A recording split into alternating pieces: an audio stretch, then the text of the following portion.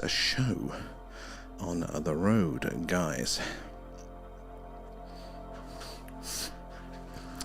Right, let's get everything loaded up. How we are doing. Right, there we go. Some nice skies for a second. Ooh, let's move the remote out of my pocket so I don't sit on it. Excuse me. Right. If you're joining us, we are searching the skies for the strange and anomalous tonight here, right in the heart of crop circle country, in the middle of Wiltshire here in the UK. We're just down the road from Stonehenge. There's a long history with the phenomena in these skies. Do make sure you give us a follow, because we do this every night that the sky is clear. Right, we've already got some movement that's going to be coming just past that purple star there. Keep an eye on it, because we want to see that strange behaviour there for us to set it apart from all of those many UFOs up there. And Money Hustle, how are you doing tonight? Where are you joining us from there? Where else are we in the chat? Right. There we go. Yeah, so we are right in the heart of crop circle country here in Wiltshire in the UK. We're just down the road from Stonehenge, so a very long and ancient history with the mythical and the highly strange here. These are the skies to be watching. So we're looking for the strange and anomalous, the weird and wonderful flying around there. It's already a really, really clear night. And Money Hustle, thank you for the likes. And London Way, excellent. I was from there until quite recently myself. Now moved to the sticks. That's a nice bright one. Should we zoom in on this one, guys? Remember to give us a follow. We do this every night that the skies are clear. Zoom mode activated. So compared to some of those other fainter ones that we are seeing right flying around up there, look how bright and how fast that one is compared to this one is meeting it here. The difference between the two of those. It's already kicking off for us here. Where are we? Money Hustle, why are things moving? Is it a UFO? Brilliant question. So I was so surprised the first time I put the camera up to the skies here with the correct settings and lenses. The skies are so busy, and we are hoping for them to be UFOs, but the truth is there are a lot of objects flying around up there. So there's 14,500 satellites, I think, at the last count, and so we'll be seeing a lot of satellites there. That is why we have to pay attention, because they're not all satellites, and we will see it as the stream goes on, that every now and again one of them will just do something a satellite can't do there. Satellites are falling to Earth in a big circle there, and every pass they get a little bit closer there, so they have to follow a fixed speed and a fixed trajectory, relatively speaking. So as soon as we see that strange movement there, the going side to side, the right angle turn there, the interstellar handbrake turn as we like to call it, speed changes, stopping dead, things like that, that will help us filter out those many satellites up there. So keep watching the movement there. And Poppy, thank you for the shares there. Guys, those shares and those likes really help us to meet more and more like-minded people like yourselves there, getting more eyes and minds on the phenomena. The more we can piece this puzzle together there. Mimsy, how are you doing? And thank you for the gifts there. It's very, very kind. The gifts, the subs, the Patreons go back into the stream. Money Hustle, can you see Atlas from there? Brilliant question. Not sadly at the minute. It's not quite bright enough and it's still a bit too far away. But as it gets closer towards the end of October, we should actually get a chance to spot it on the stream there. So keep an eye out, because hopefully we'll be doing a special live for Free Eye Atlas when it does get close enough there.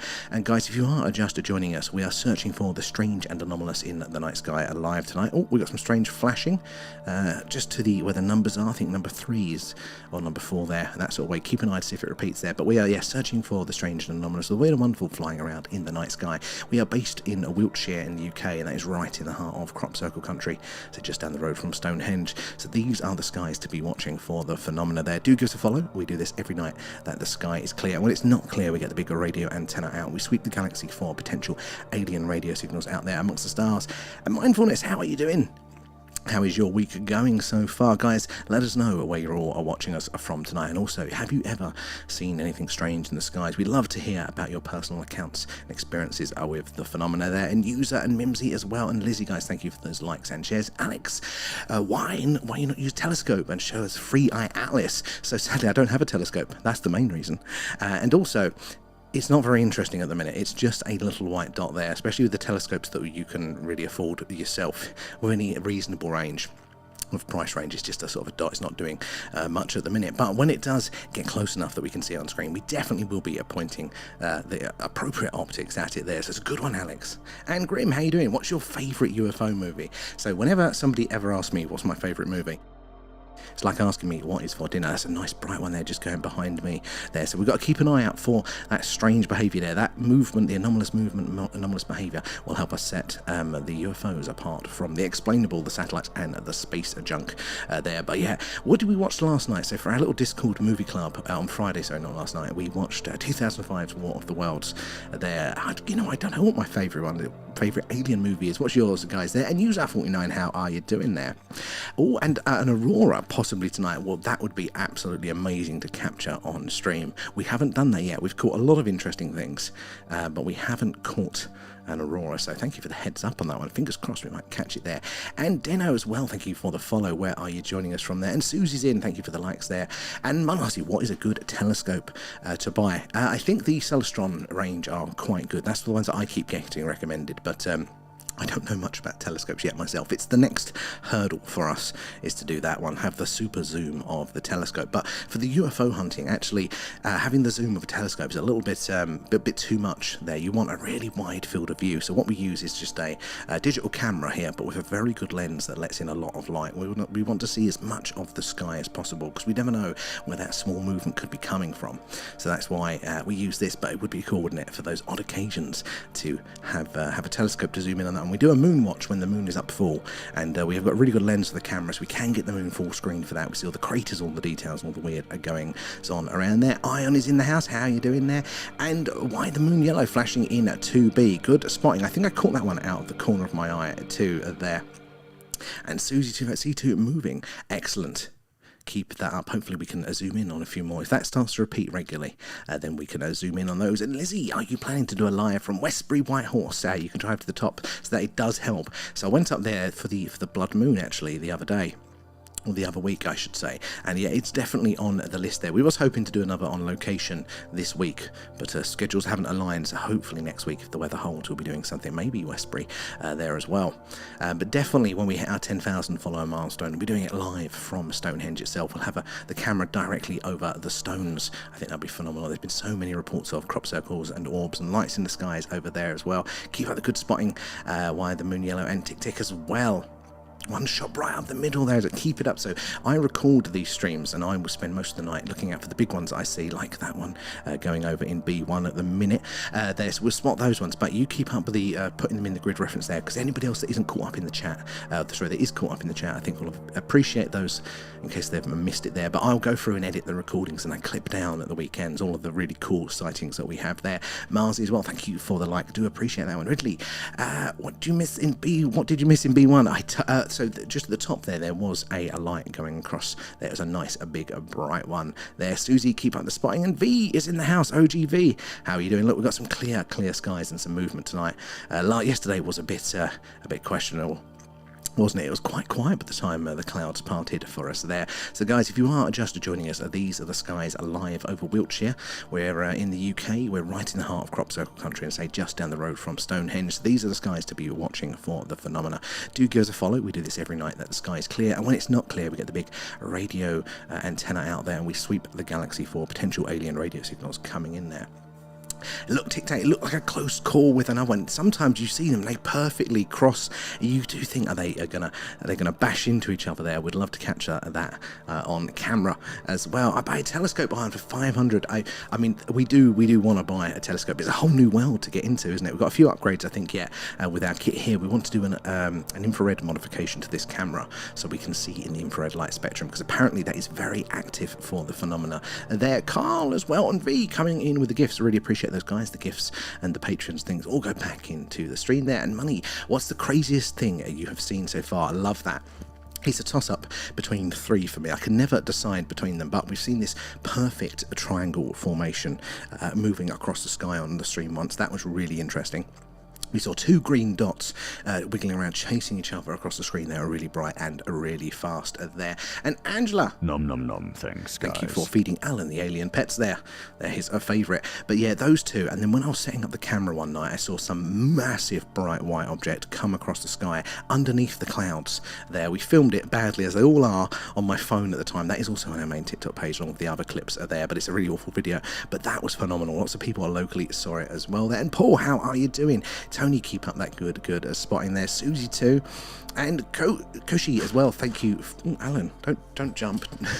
Thank you for the follow where you're joining us from tonight there. Chono as well in C1, there is so much activity tonight there. And Sanjay as well, thank you for the follow there. Tony, it's very active, which makes up a bit, doesn't it, for last night, because the time those clouds cleared, it was dead.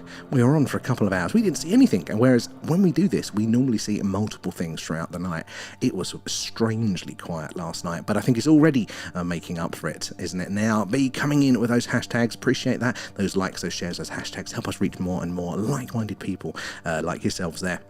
The more eyes and minds on the phenomena, the better there. The more we can piece this puzzle together. And Punisher, how are you doing, sir? Good to see you back in the house there. Sorry, Alan took a little bit of a jump there. V! Thank you for the alien pets, guys. Thank you for feeding Alan and Angela too there. Massive appreciation for those there. And User48, good to have you on board. Where are you joining us from there? Jono as well, good spotting. Susie too, and Alison as well. Let us know where you're joining us from tonight, guys. If you are here for the first time, yeah, let us know where you're joining us from. And have you seen anything strange in the skies yourself? Daniel too, there, and Andrew as well. Something going fast there. It is really, really busy tonight already. I'm struggling to keep up there, but when we get those really big, bright ones, or if they display that strange movement, I should see them out the corner of my eye on the big screen, and we can zoom in and we can observe them up close. But keep an eye out for that strange behaviour, because there's lots of explainable things up there, lots of satellites and whatnot. So the way we're going to tell the unexplained away from the explained there is by its behaviour. When they do things that satellites just cannot do, that is when we have the eureka moment there. So keep an eye out for that one. And Queeg. Nom nom nom, thanks, guys. Thank you for feeding Alan the alien pets there. Gnome as well, guys. Really appreciate that. The gifts and the patrons and things do go back into the stream, helping us improve what we do. Grim, see, they're going back to the moon soon. So I've heard this. You guys let me know this on the chat, and I think that is fantastic. The sooner we can get those programs going, the sooner we can go a bit further afield. More people paying attention to what is going on up there. Gnome, thank you for the follow there. Where are you joining us from tonight? And good spotting Susie and Tony keeping that up there. Right, I've caught up a little bit with the chat. It's a bit faint, so I'm going to turn the brightness up a touch, see if we can just get some of those background objects in. Right, we've got some movement coming in. Let's zoom in on that. Zoom mode activated. Right.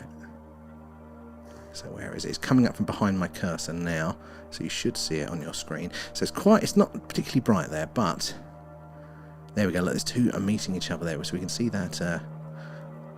Ooh, wrong one. So we can see some of that page. Look how busy it is. 1, 2, 3, 4, 5. Is that 6 on the screen at one time?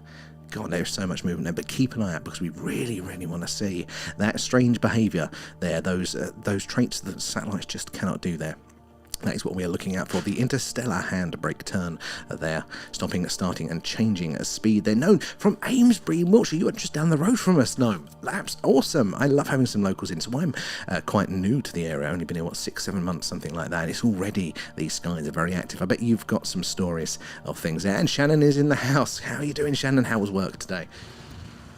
Hope your hands weren't hurting too much from all of the sharing that you did last night. 2,000 shares, you and Kate, wasn't it? It's absolutely insane there. And Kate is in, speaking of. Kate, how are you doing? How's your week going? Queek, could it just be space debris? Good question. So there is a lot of that up there too. Now, space debris is an interesting one, because boosters and things, they do tend to be large enough for us to catch visually there, but it needs to be quite a large object to reflect enough of that sunlight back to us for us to see it down here on Earth there.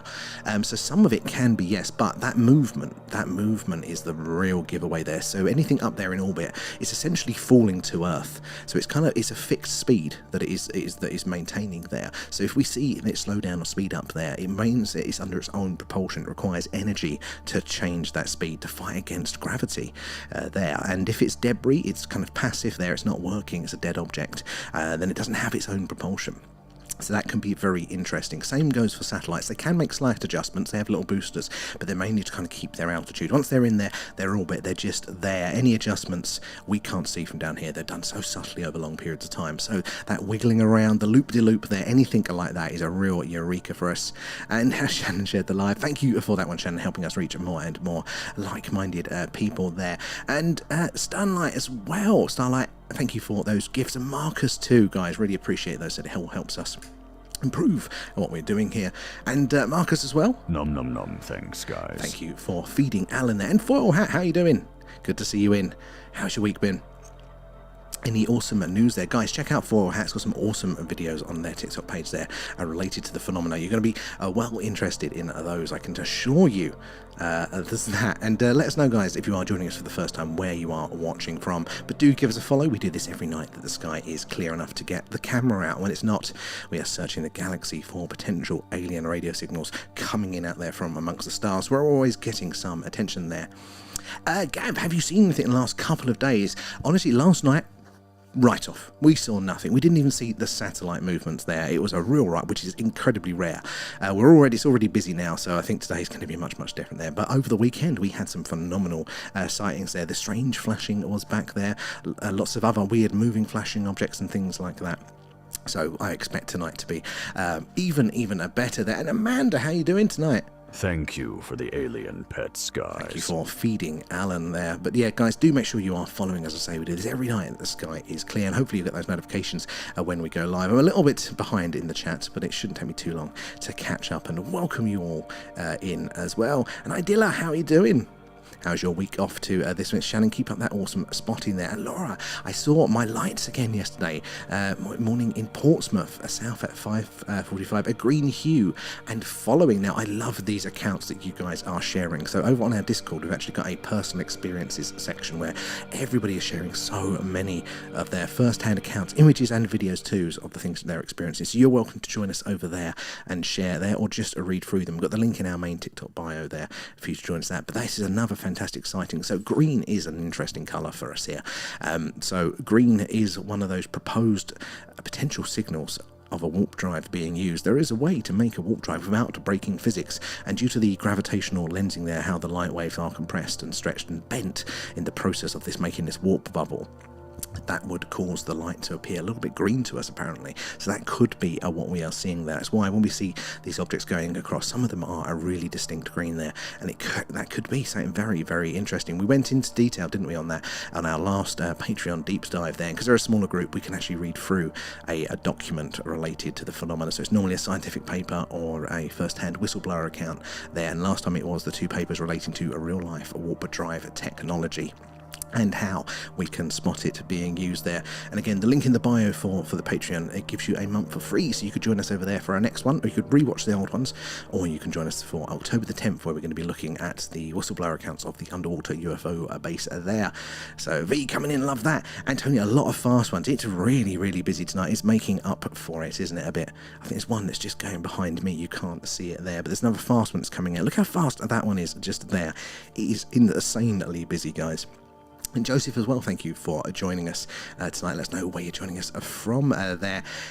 And Osiris, hey, watching from Old Sarum. I love it. It's a brilliant place to be watching us from there.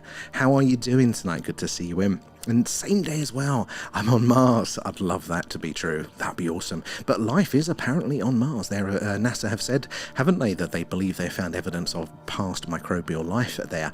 Now, I think they're a bit behind the curve. I think, and a lot of other people think too, that they've had the evidence that there is at least microbial life currently on Mars since the 70s there. They had those two label release experiments on both Viking landers that tested positive on multiple occasions there for microbial life being present. And what does that say? If Mars has life, Earth has life, and Venus potentially as well, they're detecting that gas in the clouds of Venus there as well. Those three three planets in the solar system are there having life. What would that mean about the rest of the universe there? If that is our case for reference there, it means it's everywhere. It's going to be just as diverse and as wide-ranging as it is here on Earth. All of these little dots that we're seeing there, they're all other stars like our sun.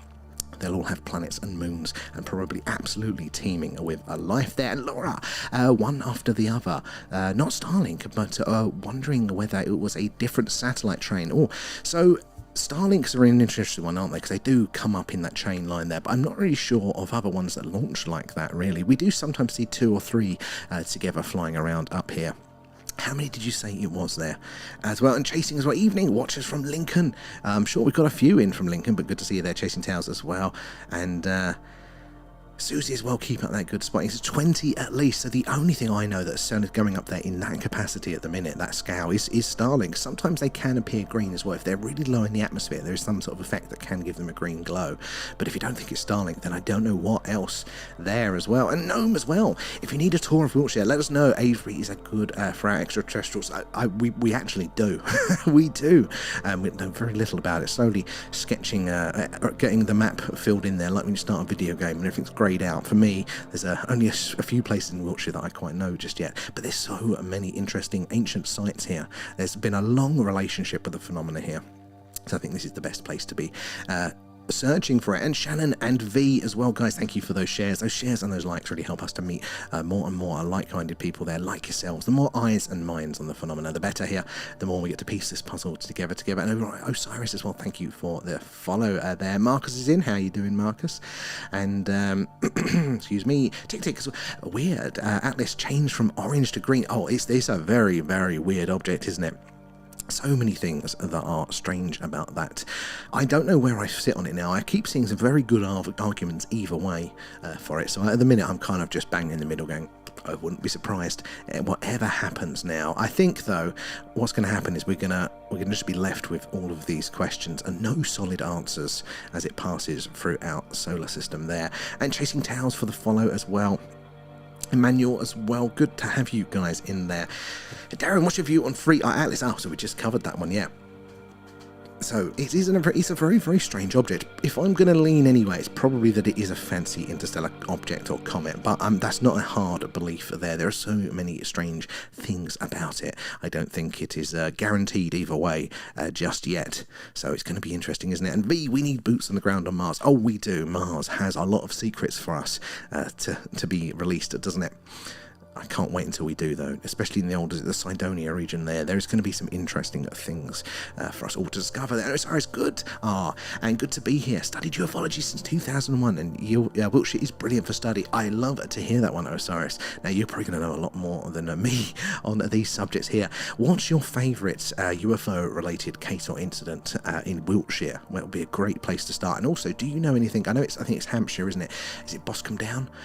The airfield there, the military airfield, where they reported the crash. I don't know if you've heard of this one, but the crash of the reverse-engineered TR-3A back in the 90s, or was it the 80s? Over there. Have you heard anything on that one? Because I want to hear more on that one. I've heard a few rumours. And Paul as well, if Free Eye Atlas is heading towards Earth, surely astronauts on the ISS would see it. So we are going to be able to visually see it as it gets a bit closer. But what's going to happen is it's cutting right through the circle that is our solar system, like a line almost through the middle, really. And because obviously we're moving around in that orbit, it's not directly heading towards Earth. What's going to happen is, as it gets at its closest point to us, if this is the Sun and Earth and Free Eye Atlas, as they get close, they're both going to be going around the Sun at a similar time there, so we're going to actually be blocked from that view, and then it'll come out the other side and we can look back at it, etc. So just before and just after are going to be our windows of observation there. We should be able to see it visually when it is at those closest points, but as it goes past Mars, definitely they are putting some eyes on it from the orbiters that are over Mars as there. And surely their lives would be in danger if it got that close. Oh, it definitely would be. But it is. I don't think it's going to be that close to us here. Then Robin Hood, thank you for the follow. How you doing there? And how do we all feel about the aliens there? Are we alone in the galaxy and you're just here because you like looking at the stars, which is fair enough? Or we've got to be joint here, haven't we? There has to be other life out there amongst us. But maybe these distances are far too vast for them to reach us. Or are you of the camp that ET is also visiting us as well? Some of you guys have had some very interesting accounts with the phenomena that you've been generous enough to share here as well. And what does Alan think about Free Eye Atlas? Alan, what do you think about it? It says that's his Deliveroo, it's his takeaway, it's just taken a while to come in there. And Osiris, 3i Atlas, thought we were still on Mars, got shocked that we moved. Yeah, could well, but yeah, he's come to visit us on Mars. And I like your angle there, still on Mars. So there is an argument to be made that maybe we didn't actually evolve here, because Mars was far more habitable before Earth had even really cooled down there. And you look at our the evolutionary steps to get from sort of really simple life to the complex life of us and other organisms there. And if you do the maths on that, recently some scientists did just that. It's a nice bright one that is coming in probably around here. Keep an eye, it should come out the side. So yeah, some scientists did the maths on that, and apparently there just hasn't been enough time for life to develop with all of those different steps here on Earth. So maybe we developed somewhere like Mars, or maybe we came there, because it does seem to be the signs that there was an atmosphere, there was rivers and seas and habitable nature to Mars. So maybe we came from there before the disaster.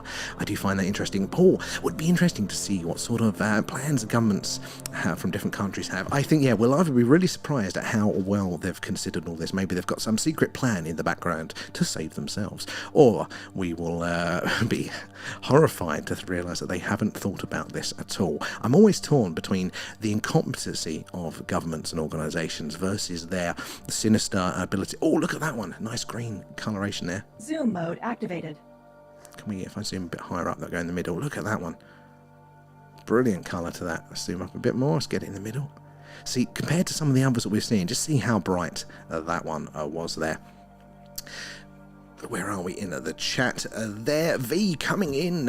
Oh no, I've got them well far behind. Their flying disc. Thank you for the hearts and the gifts. We appreciate those. So all the gifts, the subs, and things that do go back into the stream there. And V coming in with the alien pets. Nom nom nom, thanks, guys. Oh, and Flying Disc and Queeg too. Thank you for the alien pets, guys. Thank you for feeding Alan there. Where was we? Let's find my place in the chat. Always jumps ahead, doesn't it? And Tic Tac as well, Tic Tic, sorry, probably a material I don't know anything about. It could well be. It has been, even the one thing we can agree on, I think, as our community and the scientific community, is that it is strange and it's probably formed in a solar system very, very differently to, very different to ours, different makeups and things. Now, whether it's constructed as a craft or whether it was just kind of formed naturally, I think it's going to be very interesting either way there.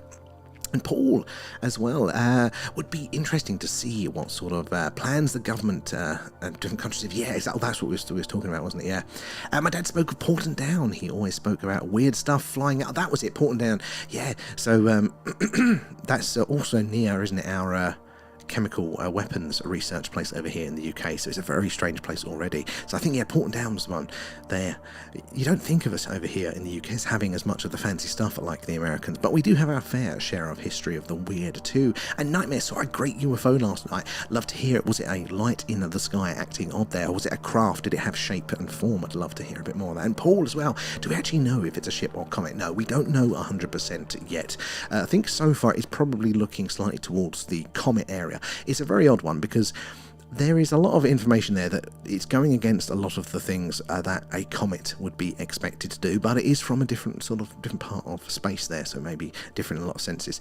But we also definitely do not know that it is a craft. As far as we can tell, that it hasn't displayed any of that anomalous behaviour there. So we're still in the theory section at the minute. Nobody's got any hard clues, but it should be getting more eyes on it. The closer it gets, the more instruments that actually will be able to put good eyes on it there as well, and we should get more of that data. Okay, I mean, Alan's sat there right next to you.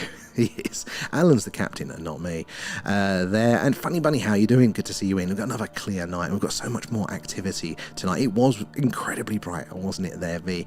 Guys, if you are just joining us, these are the skies live over Wiltshire here in the UK. We're right in the heart of Crop Circle country, so just down the road from Stonehenge. So an ancient and mystical landscape here of a long history of the phenomena. These are the skies to watch. Do give us a follow, because we do this every night that the sky is clear.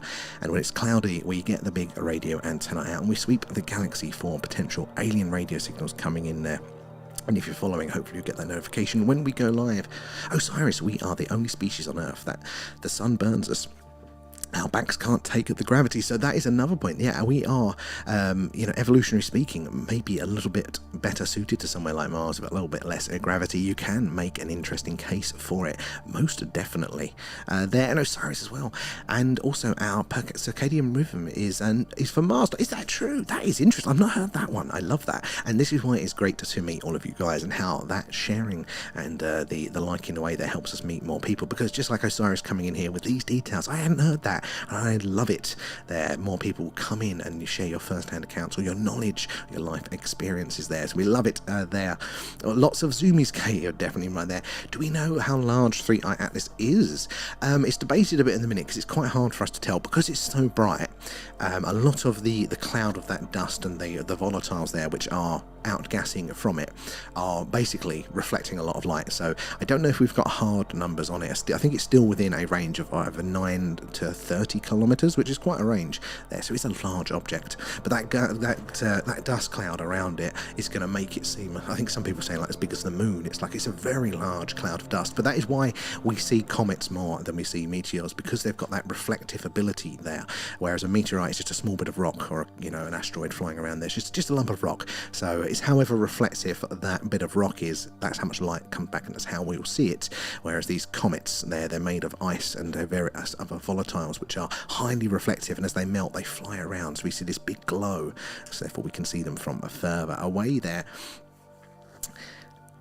Funny bunny, why did we stop looking into the sea and started to go into space? Well, it's a good question. We don't spend a lot of time looking at the sea, really, do we either? There's so much of it, especially if you consider volume, not just the sea floor that we don't know, but because you can basically be in all of that, whereas it's more difficult unless you're a bird to do that in land here, hang around the air. All of that volume could be occupied by the weird and wonderful as well. And VLAN, all the appears, because Atlas approach, a lot of people are reporting sort of weird sort of feelings and sort of messages, and how would you say there's a connection maybe there that a lot of people are picking up on at the minute, so maybe something is going on there. But we are in touch, aren't we, at this real deep sort of connected level with the skies up there, more and more so. I mean, we know simply, don't we, that the moon affects us. Not only does it affect the physically of the tides, but an emotional sense there, a psychological reason. If you ask anybody that works in sort of care homes, in the police, or ambulance service, anything like that, they'll tell you they know when it's a full moon because of the types of cases and the amount that come out there. So there is this connection with the stars and with what is going on up there. So maybe it also works on this wider scale there with some objects like 3i Atlas are there, possibly there. And Shane, good to see you. And where are we there? And Adam as well, how you doing? Good to see you in there. And UK Sci, thank you for the follow. Let us know where you're joining us from there. And as V says, it might take me a minute, but I will get round to everybody's comments. Actually, I'm not too far behind tonight because it's a little bit quieter, thank God. So I should be reasonably quick to responding there. And Jax as well, around the size of New York. Yeah, so probably is it Manhattan that they're saying there, because New York's the island, the main bit there that we associate with New York, trying to get a feel for the scale of 3i Atlas. It's a large object. We do not really want it hitting us, ideally. Then Tic-Tic as well. Yeah, it's emitting a light from the front of it. So this is the interesting thing, isn't it? I think it came out a while ago.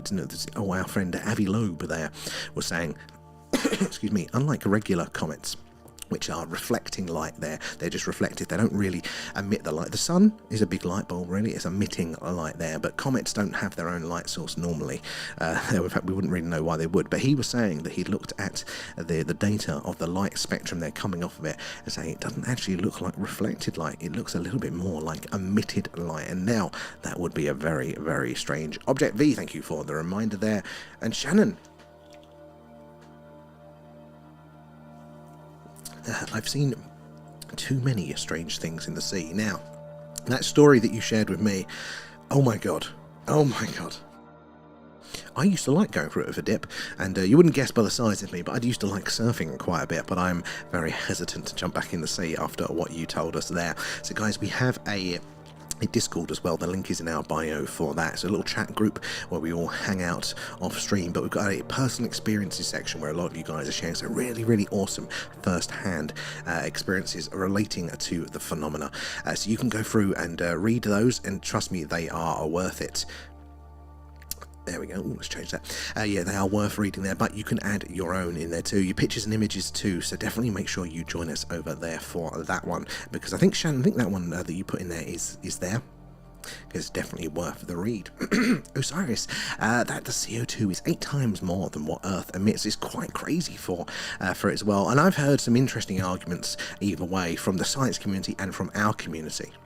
So, I mean, when you start looking at that and you just go, God, I am so underqualified for this. I'm kind of at that point now because these arguments sound pretty plausible both ways now, and so I've kind of given up on having any firm beliefs around it and just kind of go, right, we'll see what it is as it passes there, because it is doing some weird things, but maybe there's explanations for some of them as well.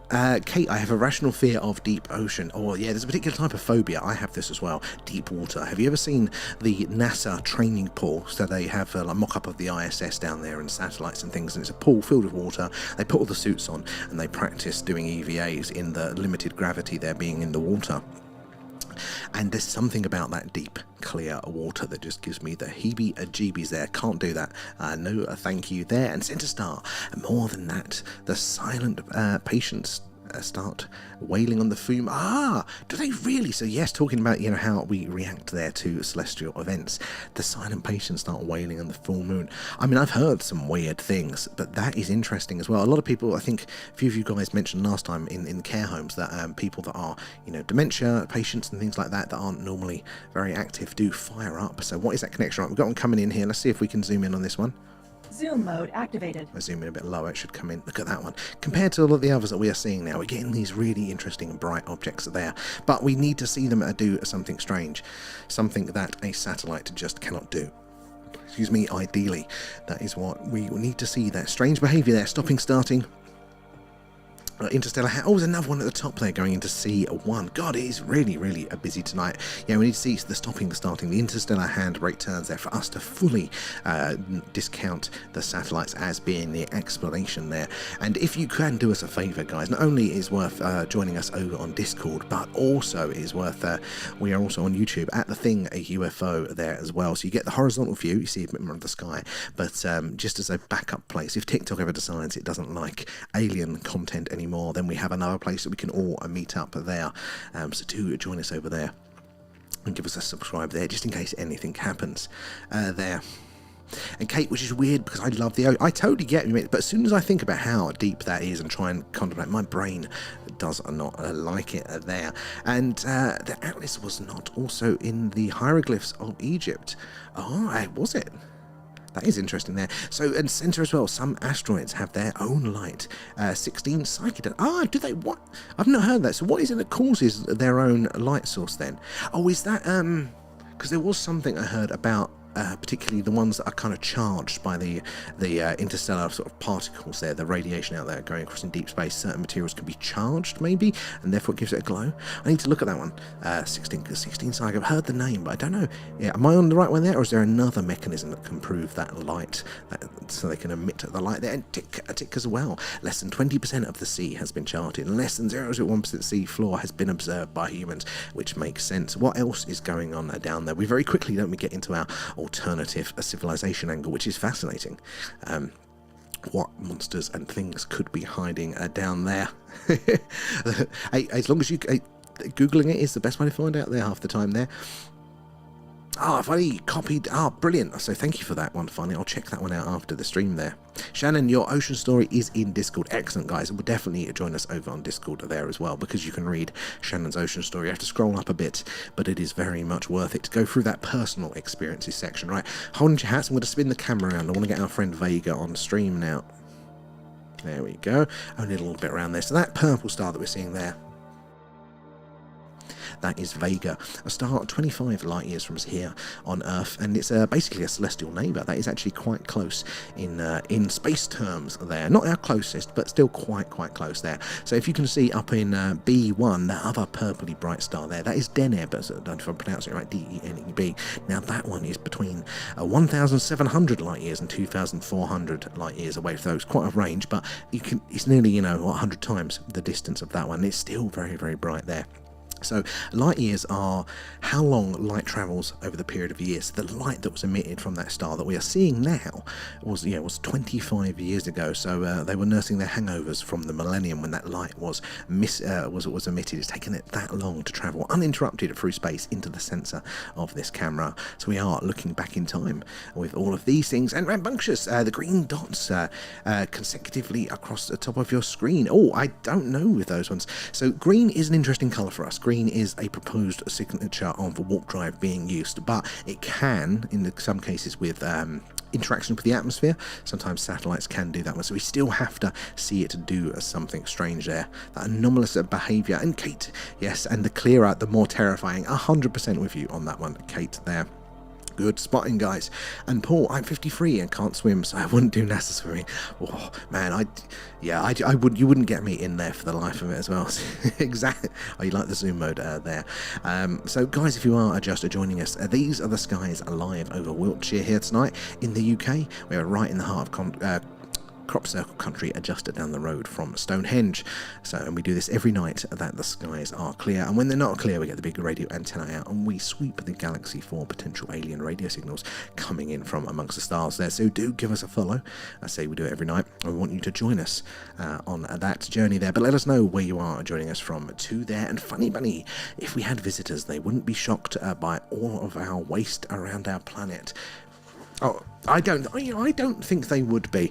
I think that we give ourselves as humans hard times. Not that we aren't terrible, are capable of terrible things, and we don't need to be careful, maybe improve our ways, but I don't think we are any... I think it's a bit of an ego trip for us to think of ourselves as superior monsters or singly capable of destroying things. I think nature does a good job of that, itself there. I think it's probably the reflection of ego, isn't it, that we still think ourselves as these amazingly capable things are there. So I wouldn't be surprised if E.T. was quite similar as well. We've got some movement there too. So we zoom in on this one as well. Zoom mode activated. Zoom in a bit on that one. There we go. Look at that one. The speed of it coming in as well there. Nice and blue, that one. That's a really clear. The minty fresh blue, that one. So we still really need, although it's anomalous in the sense that it is brighter and faster and has that colour there compared to the other objects, we still really want it to do that strange behaviour there. The interstellar handbrake turn, and we are making it quite hard for ourselves here. We are hoping that ET realises he's left the gas on directly over our camera and, does a U-turn there, which is not going to always be the case. It's actually, obviously, the most efficient way is a straight line to travel from A to B. And ET is probably going to be doing that most of the time, but it'll be hard for us to discount those other explanations without seeing that awesome that awesome behaviour there. Sorry. Where are we in the chat? And next, are we looking for Free Eye Alice? Sadly, it's not close enough for us yet. But when we do our Radio SETI stream, when we get that big radio antenna out, we actually do a sweep of the part of Sky where 3 Eye Alice is coming from. So when we do that, we are doing the radio listen for 3 Eye Alice. And as it gets closer, when it becomes visible, we will definitely be pointing the camera up there to take a look at that. So make sure you're following us and you can join us for that one as well there. Interstellar handbrake turn, Kate, good use of the stickers there. And Gina, where are you joining us from tonight? Thank you for the follow there. V coming in with the hashtags. All those hashtags, those likes, those shares helps us to reach more and more like-minded people there like yourselves. The more eyes and minds on the phenomena, the better. The more we can piece this puzzle together there. And Lord Jerky, how you doing? Whereabouts near Stonehenge are you? I'm from Shrewton. Oh, that rings a bell. I'm only new around this. I don't know all of the little places there, but we don't, well, actually I do say where we're from. So we're from Warminster, so we're about 15 minutes down the road there. And the reason we tell everyone the town is because back in the 60s and 70s there was a very big UFO flap here called the Warminster Thing. And it went over 10 years. It had abductions, lights in the skies, landings, even missing a time there. I mean, it was absolutely crazy. People moved internationally to come and be here with the phenomena over that time. They gave up their long careers there. I remember one famous radio DJ from New York came over here to experience it and had such a time that he gave up his career to live here and be with the phenomena there. So it's amazing what is going on locally around here. I'm actually doing a 6-part podcast series taking a deep dive on that because nobody really knows about it, and I think they should there. So if you want to check out, the promo is up at the minute over on Spotify, Apple, most of the places that you get your podcast. It's called The Warminster Mystery. Some nice red artwork there. You can let us know what you think of there. But Lord Jerky, have you seen anything, seeing as you're local as well? Because honestly, I'd never seen anything until I moved here. And now we're seeing more and more things there. Rambunctious, have you ever tracked the Tesla? No, I haven't actually, but I think that would be cool. I think currently, isn't it, still around Mars sort of way, but when it comes back around this way, actually that would be quite a fun thing to do there. And Center Star, radiation from half-life in the metals. 16 was part of the core, the center of a star. Really? That is awesome. So that is a pretty unique case there if it's a remnant of a star that is flying around up there, but that is why it is glowing. So that is the exception there to the rule of comets not emitting light. It is, that one is, because it's got the radiation. That is awesome. I didn't know that one, Centre Star, and that is why I love meeting all of you guys, because you come in with all the latest news and things. We can learn together a little bit about space, the universe, what is going on. Oh, we got a flasher. Should we zoom in on this one? Not the sort of flasher you'd normally be expecting. All right. So, objects, oh, it's kind of got a green colour to it on there. Objects can appear to flash up there in orbit to us. So if they're rotating, then the side is going to be a thin side, so it's going to be less surface area to a wide side with a large surface area. As it rotates, that's more and less light being reflected back to us, causing that sort of flashing behaviour there. But the interesting thing is that if a satellite is rotating, they're almost to come behind me, where is it? Where are we? Zoom in here. If a satellite is rotating, it's not doing its job. The idea is that their sensors, whatever that satellite is designed for, whether it's a spy satellite with a big camera or a weather satellite with a big camera, or it's repeating signals, those antennae and those cameras and the sensors have to be pointing to the direction of use. They're normally down. So if it's rotating enough to be causing this sort of flashing, then it's dead up there. Or maybe it is something that is, rather than reflecting light, maybe it's emitting a light in a pulse there. Maybe old ET is flying around there and he can't quite get the starting, and it's spluttering away there as he does it. But it is very hard for us to tell those apart. Oh, where is it? There it is. It's still there. So we're going to call that one anomalous. Anomalous object confirmed. Thank you there, computer. Right, where was I in the chat? God, it's jumping ahead on me. I was a few messages behind, but it might take me a little bit longer to get through them. So, where are we there? Vega, good uses there, and Psyche, the inside of planet Tiamat in the asteroid belt. Okay, because I've heard rumours of this potential planet that was in the asteroid belt, but I didn't know if it was a theory as still there, because they say there isn't enough mass out there, is there, to account for a whole planet. But Mars does so shine signs of being a moon at one point of another planet, which would make sense because it's of its size, and it's also got these sort of gravitational squeezing that has happened to Mars at some point there, so it could have been a moon of a much larger body. Shannon shared the live, thank you for that one. Do appreciate it there.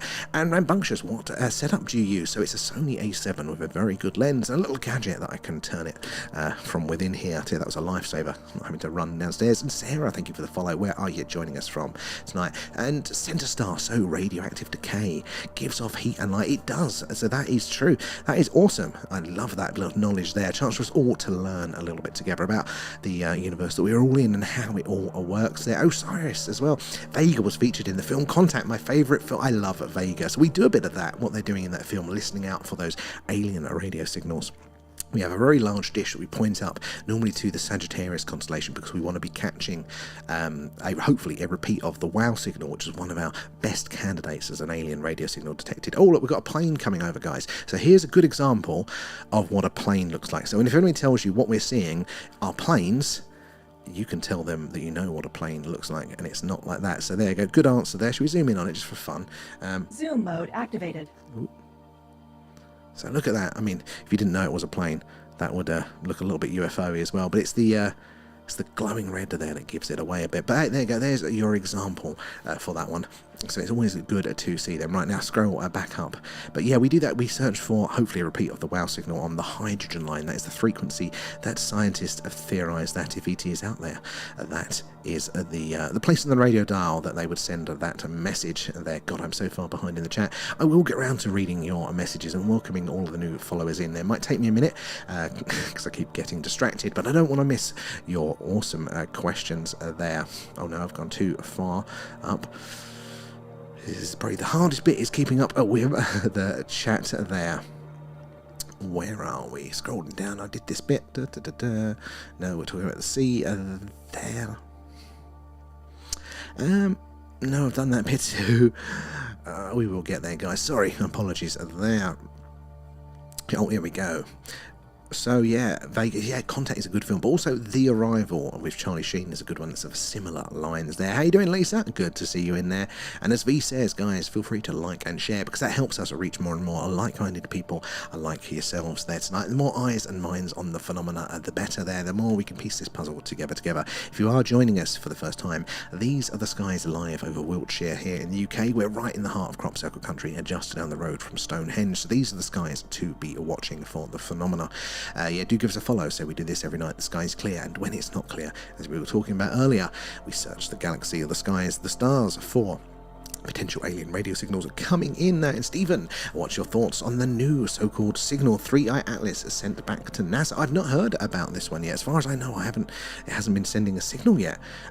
But maybe, because that's the problem. I do a full day's work, and then we come on and we do this, and I have no time to check the latest news, so I'll get my updates after the stream. But yeah, has anybody else heard that? What sort of signal was it? And John, thank you for the follow. Tell us where you are joining us from tonight there. VE is very active tonight, but hey, the skies do owe us for last night. That was very quiet. A rare one that was so quiet. So yeah, that's making up how busy it is there tonight. Tyler Durden, good to have you in. Let us know where you're joining from. Dugout as well. What's going on here? I'm intrigued. I'm glad you are, and I'm glad other people are interesting as well. So we are searching the skies for the unexplained there, UFOs, UAPs. Now there's a lot of explainable things up there too. There's a lot of satellites, a lot of shooting stars and things like that. A bit of space junk too. So we have to be careful, we have to pay attention. You can see these objects moving across the screen now. And what we really need to see is anomalous behaviour. See them behave in ways that satellites just cannot there. So the stopping dead, the shooting off at speed there, any change in speed really, and the change in course trajectory there, and ideally something like an interstellar handbrake turn. That is the gold standard for us. But coloration can be interesting, flashing too. We've been seeing a stationary flashing repeatedly for quite a while now. And now, it doesn't sound very interesting, but everything up there is in motion. Everything should be moving. So, what the hell is expending all of that energy that would be required to appear stationary relative to us, to flash us back at once every 17 to 20 seconds? It's very, very strange there. So keep an eye out for those there as well. But good to have you all in there. Send us now with a good, and Tony with those good references there. Keep it up. The people that are up to date in the chat. Oh, we had a bit of a sulk there with the lens. The people that are up to date, I think, will appreciate that. There's a nice bright one coming in there. B1, sorry, into A1. Black Wolf and Alan Heinze as well. And Dugout, guys, thank you for joining us tonight and giving us the follows there. Black Wolf is from Denmark. Good to have you in. I think you've got the drones at the minute, haven't you? Over in Denmark there. But keep up, yeah, that there. And flashing at Vega V. Good spotting. Wolf, please sleep slower. I try, but the problem is my speech is directly correlated to how many messages behind I am in the chat there, so... Sadly, it takes me a while, because otherwise I'll get like 160 messages behind. There, asteroid, not a comet. Yes, that's good. And where are we? There. Oh, it's frozen. There we go. Rob R&B as well. Thank you for joining us there as well. And all evening, fellow Earthlings. Good to see you in. And Lauren as well. When will we see 3i Atlas? So we will see it. When I'm trying to think now, it's towards the end of the month. I think it's going to be in its sort of closest point to us before it goes behind the sun, because I think in November, I think it's going to be this little dance that we're going to do here. We're going to have Earth here, and we're going to have 3i Atlas, and at the closest point, we're going to be both doing this dance around the sun. So we won't see it there, but we'll see either side, and then it will be in those ranges of close enough, and therefore bright enough for us to see. So hopefully we will catch it on a stream then. Right, I'm going to move the camera a little bit there, because we get this cloud in. We don't want that. V, it's Alan's mates. It definitely could be there. It does look like a space invader there as well. B1 appeared, light, and disappeared. Now that could be very interesting. But so I record this as well, and what I'll do is I spend most of my time chatting to you now, and I see the big ones out the corner of my eye, but I go over the weekends and I run through all of the recordings and I get all of the clips and we post them out during the week there. So keep that good spotting up there. Bob as well, thank you for the follow. Right, I'm going to spin the camera, see if we can get to the other side of this cloud, or is it all going to be cloudy? No, it's only a wisp. Right, sadly it's right in the middle of Vega at the minute. Let's just get to the other side of this one. Gonna make you a bit seasick there as we spin the camera. We might end up spinning it back in a minute there once that cloud moves on a bit. And Natalie too, Lewis, Anthony and Rob, guys, good to have you all in. Let us know where you're joining us from tonight. And Alfie, have you ever found anything? Now that is a very good question, and the answer is yes. We have seen some very, very strange things. In fact, we tend to see something strange every stream, other than last night. That was a bit of a write-off, but pretty much most streams we tend to see something strange, something that we cannot explain away by aircraft, space junk or satellites or things like that. What those things are is definitely very much up for debate, but there we do know that they are out of the realms of explainable for our current understandings of things, and they happen quite regularly. Then those clips are on our main TikTok page, so you can see those over there as well. But if you are following us, do join us over on Discord too. We have a link for that in our bio there. Sometimes you have to copy the text from the link and paste it into a browser to get it to work, which is a bit of a pain, but it is worth it because we have a few interesting areas there. So we have the interesting things tab, section, where we post if we're talking about videos, and if you guys find any videos that are really interesting or podcasts or things like that, you can post them in there. So anything we reference you can find quite easily there. But the personal experience section is so interesting. A lot of you guys are sharing so many sharing so many cool first-hand experiences with the phenomena there. Images and pictures too. You can add yours or just read through those. And also once a month we do an alien-themed movie club there. So last Friday we watched together 2005's War of the Worlds, and it's pretty fun, and the chat got pretty unhinged there. So we chat along in Discord whilst we were watching it, and we're voting currently on the next month's film, so you can join us over there for that one as well. C. Bailey as well, and Stevie as well. Good to have you guys in. Let us know where you're joining us from there. And V, Alan phoned his mates today and told them to put a show on tonight. Well, we were, they owe us, didn't they? It was pretty quiet last night, but we are getting the action there as well. Alan? Follow us now, or I'm sending the mothership. Thank you, Alan, for that one. Guys, do give us a follow. We do this every night that the skies are clear, and when they're not clear, we get the big radio antennae out and we sweep the galaxy for potential alien radio signals. There, and Osiris, did anybody here watch Project Blue Book when it was on TV 4 years ago? No, I didn't even know they had made. Was it like a documentary around Project Blue Book, or was it like a fictional drama on it? I haven't heard of it. Where are we there? And Queeg Audio keeps clipping. Thank you for the heads up. Yes, I think sadly it's a bit of a technical limitation on my end. I'm actually having to run this through a virtual machine because this software is Windows only, and I'm on a Mac. But TikTok don't do a Mac version, sadly. Yeah, I'm having to run a virtual machine and then the studio within it, and then other things, the camera software. So I'm surprised it all runs as well as it does. But at some point we'll hopefully get that fixed there. For V coming in with those hashtags there, Tic Tac good spotting, and KP's and drone activity in Sweden too lately. I've heard this is really kicking off at the minute. Some of the first ones I looked at and I went, they do look quite droney, but some of those videos that have come out since then, they are quite interesting. They do look a little bit strange, don't they there? And Bandit as well, thank you for the follow there. Osiris, China has some cameras around Mars, so it will be interesting if they pick anything up on camera. So they do, and I think the European Space Agency, they're definitely pointing at their what do you call them, the orbiters, the probes they've got in orbit around Mars. They're going to be swinging those around, and there's also a couple of solar probes, so when it goes behind the back of the sun, they're hoping that they can pick it up with those as well. So there'll be eyes and ears there. And Maya's in the house. How you doing, Maya? Good to see you there, and thank you for the gift. Simon too, I missed yours as well. Do appreciate that. The gifts, the Patreons and things do go back into the stream. They're helping us improve what we do.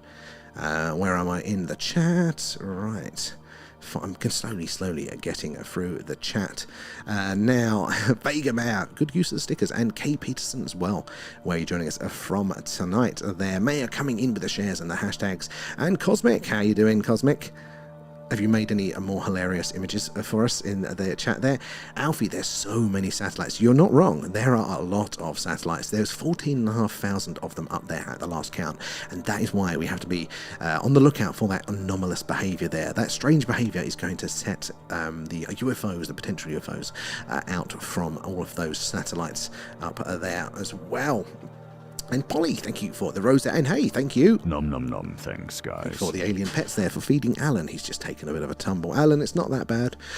Michael as well, thank you for the follow. Adam, and to Janet, finally caught the live again. Excellent, Janet, I'm so good. Glad to see you. And how have you been the whole time? We've got a lovely clear night too. Loving the stickers there. V and Osiris.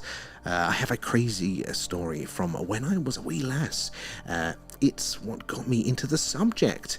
It was a also, I want to hear that one, so you can either, if you're willing to, share it with us on here and I can read it through there, or you can share it on Discord, and then that way it'll be there for other people to read through as well. But we all, don't we? We all tend to actually kind of have this entry point into the weird, into the phenomena there. Something happens to us that doesn't meet regular explanations there, and then we are compelled to search for answers, to understand what we have seen, to have a world view there that this can all fit together in. Right, I'm going to spin the camera back around. I think that cloud's gone. Hold your hats there. But yeah, we've all had these experiences.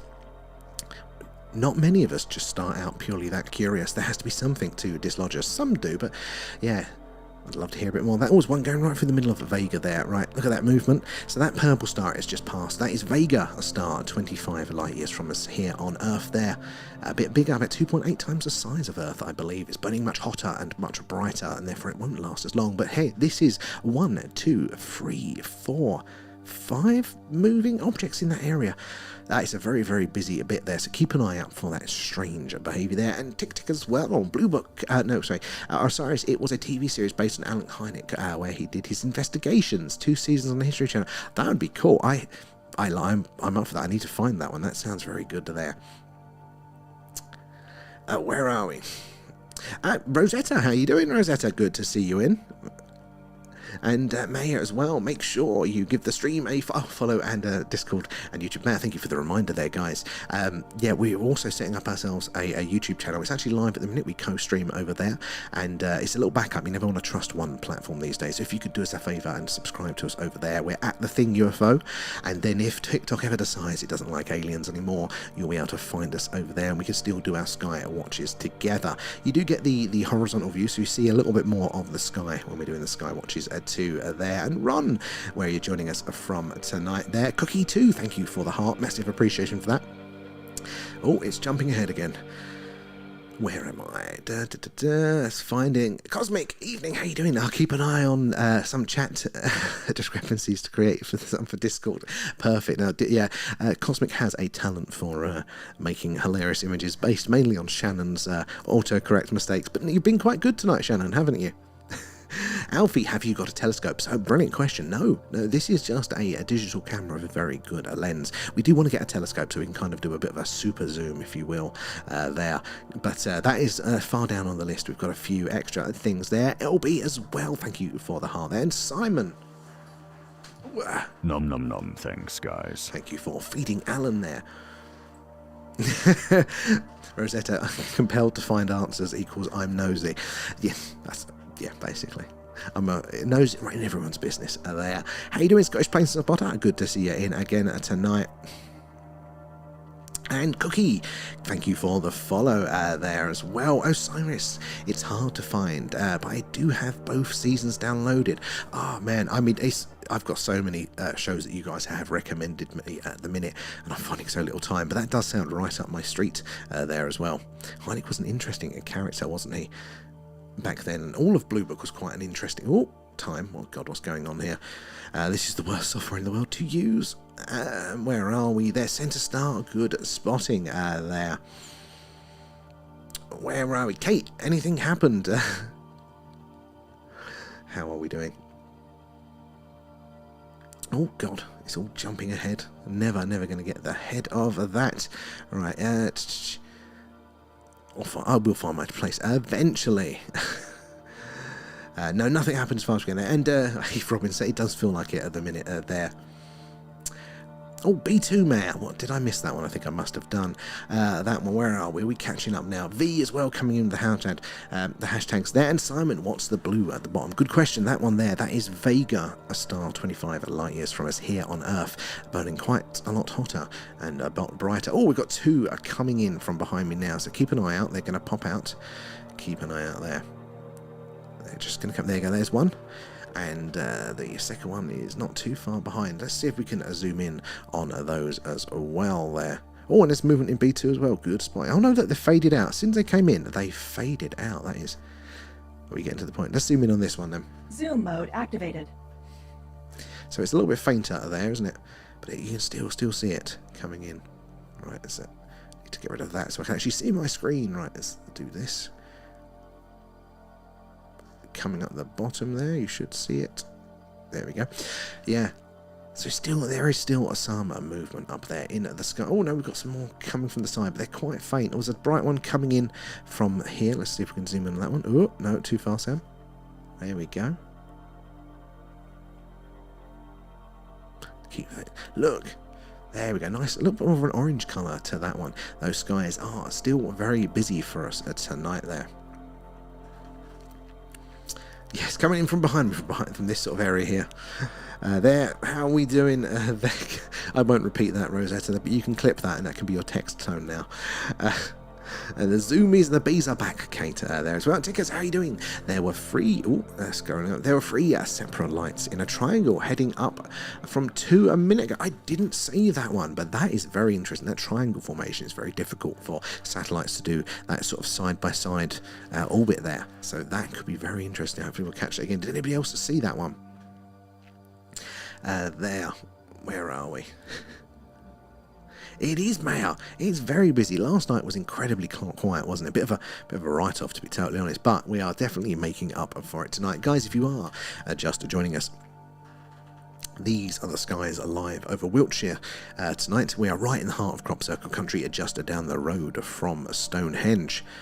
And yeah, we're looking for the strange and anomalous in the night skies. Do give us a follow, because we do this every night that the sky is clear. And when it's not clear, we get that big radio antenna out to sweep the galaxy for potential alien radio signals coming in from amongst the stars. And if you follow, well, Rosetta, Tuesday night is party night. No night is a party night when you are looking this closely to the age of 40 as I am. I can see it on the horizon, and I'm sitting down and taking a break. Oh, just like me, my internet stable is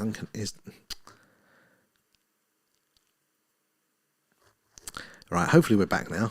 My internet connection is unstable as I am, apparently, so hopefully it won't be too much of a problem later on. Has a sulk every now and again. And Denise, seen a few faster moving stars tonight. Love it, Denise. Did any of them do any sort of side-by-side movement, or are they all following the straight path? Because if they are, if they do that left and right movement, then we have something very, very interesting. Seems Hexef's gathering was pretty underwhelming. Was it just a mass firing or a bit of political reorganisation? It's always good to keep an eye on these things, though, isn't it, there? Rosetta, no, it's not just you. I think that's my end. We can't have clear skies and good internet here rurally. There. So hopefully it was it. Oh, it went on a loop, did it? We are back now, yeah. It was having a sulk for some reason there. The joys of technology there. But hopefully it will sort itself out there. Sir Kebab, just joined on YouTube. My name is Craig Wallace Productions. Excellent, Sir Kebab. Good to have you in, and thank you for joining us over there. But as Sir Kebab is there, do subscribe to us over on YouTube too, because you get that horizontal view there, but it's also a good little backup in case TikTok ever decides it doesn't like the UFO contact there. How you doing, Scottish? Plain Spotter, how you doing tonight there? And Denise, all straight paths. Well, they can still be interesting, but for us, we need that anomalous behaviour there. We need that side-by-side movement for us to fully say that it is something strange. It's a nice bright one, and they're going in B2 into C2 in a second there. That's quite nice and bright for this time as well. And T, how you doing? I am good. We've got some mostly clear skies tonight, so I'm in happy place with all of you guys are there. The stars are very bright tonight, Scottish. You are totally right there. Alan pulled the Wi-Fi. Yeah, actually, he's streaming his own channel as we speak. That's where it's gone at the minute. I'm competing for him. Is it really on YouTube? There's a bit more of a delay there, but to be honest, I tend to forget that it exists. Oh, hold on. The little chat window disappears. Oh, wait, I can see you. Actually, I've seen your little chat message pop up. I need to remember to monitor it. I forget that we're also dual streaming over there as well. Funny there. Guys, if you are just joining us, I say these are the skies alive over Wiltshire here in the UK. We're right in the heart of Crop Circle country, so these are the skies to be watching for the strange and anomalous. We're getting lots of activity tonight, and it's nice and clear. In fact, let's move this camera a little bit so we can get a bit clearer view of the sky there. Oh no, there seems to be a few little clouds with us tonight. But yeah, still nice and clear. Plenty clear for us to keep spotting things. So do give us a follow. So we do this every time the night is clear. He's angry. He very is there.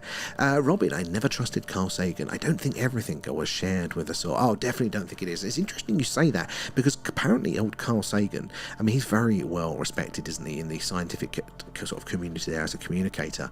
And he apparently was very much into UFOs, UAPs and things like that, until suddenly he wasn't. Just like real hard left turn on that. So it does kind of fit that either he was shown something there, some new information, some drastic new information, squash that, or he was told to shut up. And recently I heard that some people do think that he may have even been part of Majestic 12. And Majestic 12, for you that don't know, is this proposed organisation, the 12 managers, governors of the UFO phenomena. They're the heads of all of these reverse engineering programs, the people keeping it all a secret there. And at some point we're going to be going through the Majestic 12 documents that were proposed to be leaked. Actually, many documents over a few years, a few decades even there, but we'll be doing that as one of our Patreon deep dives if you want to join us over there for those as well. Next one is going to be October the 10th, and that's going to be on the underwater UFO base. The details are leaked by a whistleblower claiming that there is an underwater UFO base that makes UFOs on demand to protect us here. And it's free for the first month if you use the link in our bio there. So it's a good point, Rob. And Denise, on Tuesday afternoon, it was a lovely sunny day, no clouds. I see a black thing that looked like a... Oh, there. That is awesome. That is, Denise, that is during the day as well. That is a very, very good sighting. Honestly, the day sightings are great because, I mean, you can immediately cancel or discount satellites and things like that. Where are we? There. V as well, coming in with the alien pets. Nom nom nom, thanks, guys. And Simon, thank you. Thank you for the alien pets, guys. At least Alan is polite there. So thank you for those helping us improve what we do here. Alan is really not having it tonight. He's falling off the table. And Simon, is it internet lag or interference from space feds? You never know. You never know there, Simon. And Janet, it's still a nice view. We just pretend it's a nebula we're looking at there tonight. Craig and Yellow Sunflower, good to have you in. Where are you joining us from tonight? Hold your hats, guys, to see if we can find a gap in this little bit of haze here. Doesn't look like it's going to be... Oh, looks like it's going to be most of the sky. Well, let's get back on Vega, because that's always interesting to look at there. So that purple star is Vega, 25 light years from us here on Earth. There. It's quite a delay, isn't it, over on YouTube, Kate, that delay there. Simon as well, thank you for the share. Those shares and those likes, guys, help us to reach more and more like-minded people like yourselves. They get more eyes and minds on the phenomena, and the more we can piece this puzzle together there. And I think he is, Rosetta. He definitely is there. And Simon and Idilla. Alan, come on, you need it. Thank you for that. Nom nom nom, thanks, guys. Oh, and Carl as well. Thank you for the alien pets, guys. Thank you, Alan. Have you got anything else you want to say? Remember to join our Discord. Link in our TikTok bio. Thank you, Alan, for that one. At least he isn't threatening when he does that one. Robin, the underwater bases are off the coast of the USA. Catalina Islands, that is another place, isn't it, where they are reported to be. And there are lots of weird sightings over Catalina there. To back that one up, I think. Yeah, there is so many interesting things that have come out now, like the amount of whistleblowers that have the experience now, these long careers in sort of normal areas, very respectable, very respected people there, and they're all coming out, you know, normally on their deathbeds here, claiming to have had first-hand accounts, not just sightings themselves, but accounts of working with these programs related to it. So much now, and we're getting the documentation to back it up there. I definitely think something is going on over there. Maya coming in strong with those hashtags as well.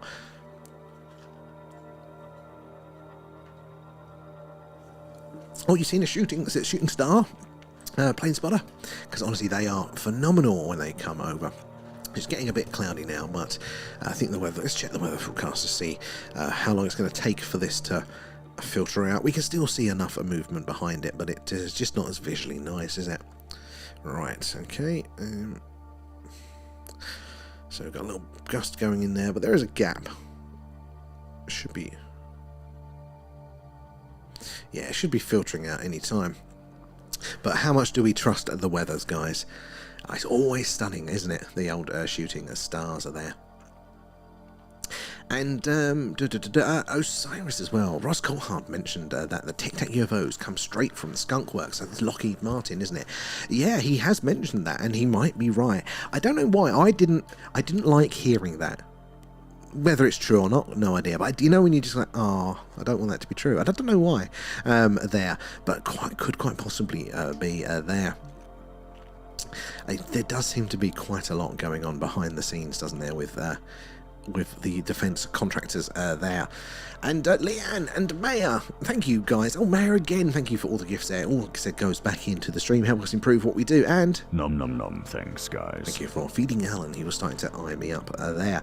And Robin, some of the first reported UFOs was by sailors hundreds of years ago. So you are totally right on that one. And I was surprised. Again, it's one of those areas that didn't get a lot of attention, but not because it wasn't going on. Even old Christopher Columbus, on his voyage to the New World there, claimed to have seen what at the time he said was a candle coming out of the ocean, rising up out there and flying off into space there, which would fit with a lot of the sightings that we see now. But loads of people going back, you know, have reported very similar things that we are seeing today there. It does look that the more that we look back at these old documents there, but even going right there back into mythology, into folklore, into the religious texts and things, it does look like that the phenomena has been with us the whole time, just viewed and interpreted through a different lens there as well. Polly as well, thank you. Nom nom nom, thanks guys. Thank you for feeding Alan there as well. Kate, how do we boost the YouTube channel then? I have no idea. It's a bit of a difficult one, isn't it? I think we'd all have to go over there to then YouTube to go, oh, people are interested in this. But if you're all subscribing, that helps. And then it's as the old backup for us there, in case anything happens here. But yeah, guys, at the thing at UFO over on YouTube, then again, if TikTok ever has a sulk and doesn't like us anymore, we can still all meet up together there. But it is quite an interesting view. It's the horizontal view, so you see a little bit more of the sky when we are doing these sky watches. He's fed now. Time for spacewalkies, May. You'll have to come collect him. Collect old Alan there. Osiris, the one that intrigued me was the massive UFO. So big they built a building over it. Osiris, 100%. There is something about the archaeological aspect of the idea of uncovering an ancient craft like that. I don't know why it presses that button in my imagination that I want to hear. If I could have one answer related to the phenomena, it would be, where the hell is that UFO? Because I want to know where that was. They've tried to release it, or people have got their theories, haven't they? They're sharing various locations, but none of them feel like really good fits. I would love to know a bit more about that. I think when obviously disclosure does happen at some point, we are probably going to find a lot of these sites will have a gift shop, and you can probably do tours of them. Hopefully we're not too far from that, because I would go and buy a pencil from the Area 51 gift shop there. And Osiris, Ross won't say where yet, but speculation is saying Australia, so it could well be. So the clues were that it was the building they built on top of it was for a laudable purpose. What does that mean? So something for good, I think, there, that it was not in the US, but in one of the Five Eyes nations. So that is Canada, UK, US, Korea, and Australia there. So obviously taking out the US there. So there's your four options. Where else? What was the other clues that Ross gave to location? And Dan76, where are you joining us from tonight? Thank you for the follow there. Raf, it's very laggy. Sorry to hear that one, Raf. Hopefully we can see you later on. Hopefully it will settle out a bit there. It is getting a bit cloudy, but let's spin it around. Let's see if we can find a clearer patch of sky, somewhere where those clouds are a bit thinner. There, Rosetta, the description in Ezekiel of the angels. Biblically accurate angels have to be UFOs, surely. So you're actually quite on it there. Hey, Kate, how you doing? Good to see you. I can see your chat now on YouTube over there. But yeah, it's still a bit cloudy here. Let's keep spinning it around. See if there is a little gap there in the skies. I might have to pop my head down and manually adjust the camera to see if we can find anything. It was a little bit here. But yeah, those descriptions in the Bible, but even in other texts, there are really, really something. It does look like the phenomena has been with us the whole time. There's even the old Neolithic cave paintings there that look like they have, E.T. drawn in them as well. So I just seen, we've got a bit of clear sky over here. It's a bit brighter, and you have to look at a tree for a bit on my fence. Hold on, let's go back up. Nobody wants the tree there. Come on. There we go. But you can see a little bit more of the sky there at least. But that is the moon's light, making that quite bright there. Sarah, sorry. I had just seen something in the garden by the Saucepan constellation. Sadly, it's a bit too far. I think it's going to be too cloudy around that bit for us as well. What sort of thing is it? Is it a light in the sky? Is there movement to it? I'd love to hear a bit more on that one. as well. Dan76, thank you for the gifts there. Massive appreciation. And V, Nom nom nom, thanks guys. thank you for feeding Alan there. All go straight back into the stream there. And Kate, tell the YouTubers to subscribe and hit the bell. Oh, that is a point. Yes, you have to hit that notification bell, don't you, over on YouTube, to make sure you actually get those notifications when we go live. But definitely, if you could, make sure you are following us over there on YouTube at The Thing at UFO. We have that backup as well. I think this will always be our main home. It's great for meeting all of you guys and having a bit of a chat. It's definitely more active over here, but these day and age you always want a little backup as well, don't you? And Rosetta, maybe on the summit of Mount Ararat, Noah's Ark, which is again an interesting thing. There are those claims that they have found the archaeological remains of Noah's Ark, and there's reasons why they are and why they aren't, maybe, but it's very, very interesting, isn't it? And they found a lot of these old anchors quite high up there in Mount Ararat there, so no water anywhere nearby, and not for as long as we can see anyway that bit there, but there are all these old ancient stone anchors that just litter the landscapes. It does imply that it was flooded at one point there. And Simon, here in Basildon, we get a lot going through the Platte. Really? You know what, I never saw anything in my time when I was in Basildon there, but I didn't really spend much time looking up there, so I love that. And Robin, even the American Civil War has a UFO orb giving advice to the winning side. I didn't know that one, Robin, but it just goes to show that it is absolutely everywhere. Absolutely here the whole time. It's not going to be the UK, is it? Hey, it might be. It might be. You never know. There as well. Maya, I'm listening. Also eating a pot noodle with Alan. Well, you know, can he eat pot noodle? They say for his diet. Unless it's under the Millennium Dome. Oh, maybe that's what they found then. That's why it's UFO shaped. Maybe there. I like that one. One of the interesting ones was in Korea, isn't it? And it's actually like a sort of a radio transmitter site for aircraft navigation or something. But it is this perfect, it's on a cliffside, this perfectly circular structure there. And for me, that's possibly a winner at the minute, because there's no reason for the circular structure to exist there. If it's just a radio transmitter, you don't need any of that base station for it there. It serves no purpose for it. You didn't need to go to all of that work to build this massive circular stone structure into the cliffside below it. So that for me is an interesting one there. May I loving the sticker usage, and Mr. Pitt for UFOs outside our apartment building in I've got the name wrong there, but north of Sweden 2 hours ago, like 3 times this week. So that is because there's a lot going on, isn't there, in your way over in Sweden at the minute with these drones / UFOs there. Is that the same thing, or are these more traditional UFO sighting there? That is amazing. Were they lights? Were they craft? Did they have shape to them? I'd like to hear more on that one. And Scottish, the galaxy rotates. You're totally right. Everything is in motion up there in the sky. It doesn't look like it to us with the eye because, you know, the distance is involved there. But if you replay the Skywatch, ignoring when I move the camera, you'll actually see the stars move across the screen. It's us as we rotate. But in the same way that the Earth orbits the sun there, our sun orbits within the Milky Way as well out there. Everything is spinning around, everything is orbiting there.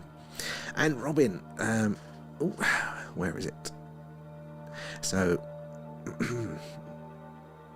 Robin, I outright told Ross Coulthart he is part of the problem now, not the solution. I don't know why, but I got less, I can't tell you why, but I got less interested in what he had to say. And I don't know what particular thing it was. Maybe it's just emotional, maybe I'm having a sulk, or maybe I'm picking up on a certain vibe. I don't know. I really, really don't know with him now. And Dell as well, thank you for joining us. Where did you join us from tonight there? And Mr. Pitt, we tried to record them, but they did not show up on the camera. Now that is interesting because a lot of people report this. And it is possible that actually the technology that they use as their propulsion mechanism may very well also kind of, at the very least, blur them, but might mess with the light spectrum in a sense there, so we might not be able to record them. Everybody's moaning all of these years, well, why can we never get a non-blurry picture? Well, the answer could be that you just can't take one because of how they work. It might mess those things up as well. Maya coming in with the hashtag Sarah was really bright for a little while across and then just disappeared. Now that is interesting there. Things shouldn't really just disappear like that as well. V, you subscribed? Oh, thank you, V. Of course, OGV. I appreciate that. How you doing, John? Good to see you in there. Osiris, angels, UFOs, and ghosts are related, definitely, regarding consciousness, also psionic studies. You're totally right. I think all of these things are going to be connected in a way that we just don't understand at the minute, but they're all going to be probably at different sides of the same coin and the same dice there. Even the psionic, the consciousness connection that we're hearing a lot about at the minute. I'm an old school UFO guy, metal craft, flying through space, ET from another planet, nuts and bolts, real physical things like that. So hearing about, that's where I've come from. That's my basis of understanding of the phenomena. But now we're hearing about this connection with consciousness there, and the psionic abilities and all this sort of stuff, and it's a whole new world to try and get your head around as well, isn't it?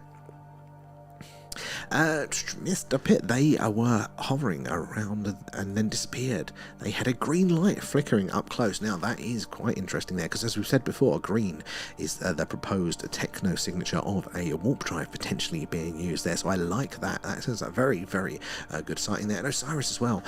Carl Crusher is currently at Thunderstrike Ranch Research. I know the name Carl Crusher. I feel like, but I don't know who he is. I must have heard the name on somebody's podcast or something. And CJ's as well. Our tiny eyes can see a vast amount of the universe.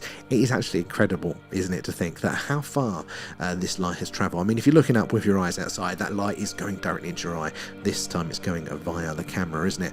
But just to think about all of that light, how far it has travelled to reach us here on Earth. Honestly, it's crazy to think about some of these distances there. The galaxy rotation once every 200 million years. So is that the orbit there? So it's a year for us to orbit around our star, the sun there. But it's 200 million of our years for us to go through an orbit of the Milky Way galaxy there. Those timescales as well. And Robin, yeah, the arc site was debunked. Carbon dated, didn't match. Oh, that is a shame. It's always interesting when you hear the occasional ones coming out. You're like, wow. Thank you, Amaya, for the hydration reminder there. Hopefully we'll catch you later, Scottish Plain Sky. Always good to have you in there. Missed a bit triangle shaped. Now that is interesting there, because immediately triangle shaped we can cut out aircraft, we can cut out most drones, we can cut out satellites and stars. Triangle shaped is very, very interesting there. And CJ's does anything that tastes like a Yorkshire pudding out there. Well, our man for that one, he's sadly not in at the minute, are you? Agent X, you're not in the house? You could answer that one for us. Alan, have you had a Yorkshire pudding yet? He's not had one yet to compare. Hopefully we'll get him to try some of those. Maybe that could be like a little special video we do. Alan tries Earth food. There. And what do you think with George Knapp and Jeremy Corbell? Their Weaponized podcast is really good. Yeah, it is very good. They get some very, very good people in there from that. Jeremy Corbell, I get a vibe from him. Not that he's misleading us or anything like that, but I think I've got a feeling that he could be easily led in the same way that old Tom DeLonge was probably turned out to be a little bit of a puppet. You can give them information, they're so excited to receive it that they're going to shout about it. There was just some vibe I got. I think he's on earnest, but George Knapp, on the other hand, I do quite like it there. He's old school though as well. And Mr. Pitt, it has a lot of UFO activities in the north of Sweden, Finland, Norway, and the north. So yeah, we're hearing a little bit about this in the news, aren't we? It does seem to be going off. The phenomena does seem to be picking up at the minute, ramping up. But what to there as well. Owen, how are you doing there? And thank you for the heart. That's very, very kind. So all the gifts, the subs, the Patreons do go back into the stream, helping us improve what we do. Mobs, how fast are they? Hard to see. Sorry. So a lot of the stuff that we see flying around there, I mean, there's a wide range essentially, but I believe some of the satellites will be us we're spotting, and those things moving up in objects. As a point of reference, was it like 17,500 miles an hour? Hold your hat, spin the camera, see if there's a better patch of sky. Oh, there we go. Okay, right, we've got some gaps in these stars. Let's see if there's a better patch here. So the cloud is thinning a little bit. At least it's not that thin covering that was just spoiling everything. Is it going to get even thinner now? No, right, we'll go back to this leopard print patch of sky there, because we can see some nice gaps in there. We should still be able to see some movement in amongst all of that tonight. So yeah, 17,500 miles an hour is a sort of rough middle ground for a lot of the speed of those things up there. And Mr. Pitt, it was not a small light, and it was a lamp, so it's a large green light size flickering. I love that as well. And see, just imagination, powerful stuff. Oh, imagination is, but also perception as well. This is the thing that we don't remember, or we don't really understand. We're not taught. We do not see reality as humans. We don't see what is objectively there. We're not designed to. It was not evolutionarily advantageous for us to see a real world. And if you're into photography, the best sort of example here is, you've ever heard of RAW files there? So that is all of the data, all of the image data there, not compressed, not shrunk down at all, not making any assumptions on your behalf there. That is just the raw image, all of that colour information coming in. And we do not see in that RAW. We see in these shortcuts here, based on our understandings of things. The brain filters out a lot, but also our senses have not developed to see everything. So at the minute, for example, in light waves, we see like the middle. It's quite a wide band, but it's the middle chunk of the light spectrum there, the visible light as we call it, because it's what we see. But on the lower end you've got infrared, and on the higher end you've got ultraviolet there, and we do not see those light spectrums. So, because nothing has killed us enough for us to evolutionarily need that trait to be able to see in them. Same with the sound, low and high pitched sounds that we can't hear as humans. So we do not see and experience based reality, and there's probably a handful of other senses we don't have at all as well. So everything that we're seeing, you guys watching me now, that is your imagination putting that image together for you. And there's lots of gaps, there's lots of room to play around there. The warp drive colours exactly there. And is he an ex-wrestler? Robin as well. I'm having problems posting messages to you again. I'll catch you later, Robin. So see, sometimes TikTok is a bit of a weird one for the messages that it filters out there. But I caught that one. Hopefully we'll catch you later there. Okay, Amber Alert for Aura Watch. Somebody mentioned that we might get an aura tonight, so hopefully we can catch a bit of that ourselves there. There's been some geomagnetic fluctuations today. Oh, is that coming from the sun, or is that? Mr. Pitt, there have been a lot of activities this last week. It's been on the news. Yes, we've seen a few of those clips, so it does feel like, doesn't it, that the phenomena is ramping up there. There is something going on at the minute. Maybe it's building up to something, or maybe we are just starting to get more of an accurate picture of what has been going on the whole time. And Cosmic, I think it was Matt from UFOs Around the World that went on Carl Crusher. Maybe. I know the name, I just can't remember the context of what they were doing. And unfortunately, all the red alerts have been during the day. Damn it. I would love to capture a little bit of the old the aurora on screen. I think that'd be absolutely awesome there. Owen, how you doing? Good to see you in there. And Cosmic, I remember Tom DeLonge on the Joe Rogan podcast, and Joe thought he was mad, but it all become true. Exactly. And I did a bit. I've got to admit, I did a bit at the time, but hey, that's why we all learn here. And this is the thing, we find this with knowledge, and you've probably experienced this too when you've maybe expressed your interest in the alien phenomena with colleagues or friends or family. Even they give you this side-eye look. We can't, as humans, just take in raw information necessarily. We normally have to be able to attach it to something. It needs to be the next step in the chain of understanding, and that is why if you've ever tried to teach somebody a skill at work, and if they're not close enough to where your level is, it will just in and out the years. It's not going to stick. You need to find what level they are at and build up. It's called the zone of proximal development there. And I think what happened with old Tom is that obviously he was in that space and he was getting all this information. He was on his learning curve, knowing up. And then when he was expressing that, we just as a society, and Joe Rogan at the time as well there, we weren't up to that level. We didn't have he was talking level 5 stuff and we were all on level 2 there. You kind of need to, you can't just hang an apple in the midair. It's got to be on a twig, on a branch, on a trunk of the tree. It has to have those knowledge structures there for us to receive it. But the more we're seeing now, the more those structures are developing, and we are probably understanding it a little bit more together there.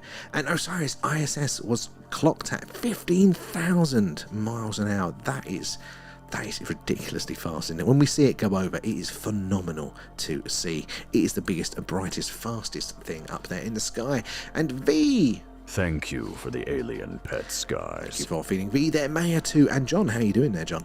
Thank you for those gifts. Really appreciate those as it all goes back into the stream, helping us improve what we do. Oh, Simon, you managed to spot something. Damn, I'm too slow. I didn't see that one. And Owen, seen Venus this morning. Wow. And you can imagine, can't you, why people mistake it sometimes as a UFO. It's so big, isn't it? Venus are there, so bright. Then Legal Alien, hi, how you doing? I've seen some other listeners come up with stuff on Free Eye. How come you can't? What do you mean come up with stuff? Because there's a lot of sensational stuff out there. Oh, how comes you can't see or hear it? So we can't see or hear it because we don't have a telescope to detect it out there. And to be honest, you've got to have some really, really good kit to detect it from here at the minute. It's just not big and bright enough there. And same with hearing as well. Like, you to hear that sort of object, unless it's transmitting an active signal really loudly, which would mean it's 100% intelligent and lots of people would detect it, to pick up its natural radio frequencies, you would need one of the really big radio telescopes at the minute to do that one. But we should be able to see it probably a couple of weeks' time, something around that sort of time there. And Rosetta, you know, a shrimp can see more colours than we can. It is so rude. It is a bit, isn't it, actually? Yeah, no, shrimp can. Some birds can see the magnetic waves and all that sort of stuff. It's very interesting. Why did they develop to do it? In fact, some humans actually can see a little bit more. So normally we have 3 light cones, I think, for colour vision in our eyes. Totally butchering this probably, but some humans have a 4th. As well there. And Osiris, my cat, keeps seeing things I can't see. It does make you wonder, what are they perceiving there? But hey, this is the thing, if it's not killed us enough for us to develop the skill there, evolutionary, the sensors, then we might not need to be too worried. Or do we? You know, the colour magenta doesn't exist. Our brain makes... I heard that one as well, yeah. Oh god, you're reminding me of a dream I had. Oh no, that's going off a tangent there. And Kate, you wonder what it's like to see a colour that hasn't previously existed. Trying to get your head around that. Like, what is the true colour? Because when we see in the infrared, and hopefully that modification that we're going to get for this camera will allow us to see in the infrared and the ultraviolet. But how it does is it kind of assigns another colour to it. So a lot of the night vision stuff you will see in those black and white shots there. So they assign other colours to the infrared. So it's not that we actually see infrared in its true way. We have to subsidize, swap it out for another colour there for us to see it. There, and Mr. Pitt, thank you for the follow there and for your awesome accounts you've been sharing.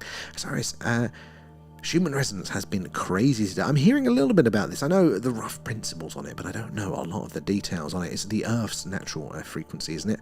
Something like that as well. And Maya says, thank you guys for the follows. And if you're not following us yet, definitely do. So we do this every night that the skies are clear. And when they're not clear, so we get that big radio telescope out there. We search the skies for potential alien radio signals coming in. And we want you on our journey for that as well. Mr. Pitt, the Aurora is on in Sweden now. Oh man, we sadly have not getting it down here just yet. I'd love to see that. And oh, a butterfly opened up on the sun, 25 times bigger than Earth. Oh, so one of the what do they call them? The holes basically in that top layer. These massive holes, and that's when we get the activity. And then as that comes in through space there, the plasma and those charges, it hits our magnetosphere there, and we get the aura as that energy is dissipated around there. How you doing, John and Cosmic? They all still think I'm mad. I get this look. Yeah, I get that look. I totally get you there as well. We occasionally, don't we? We have somebody every now and again, they'll come in and go, UFOs aren't real, and I can totally be on board if somebody says aliens are not visiting us. That's a fair opinion to have with the information there. I mean, if you've seen them yourself, then no wonder you believe otherwise. But for outsiders, I think we're talking about vast distances here. That's not too bad. But to say UFOs aren't real, like, not that it's an established, accepted phenomena by multiple governments, including our own here in the UK, the US and the Europeans, plus various militaries. There is a phenomena going on. What it is up for debate there, but there is something going on. Right, let's see if we can get a little bit better. A little bit of a better shot here. Less clouds.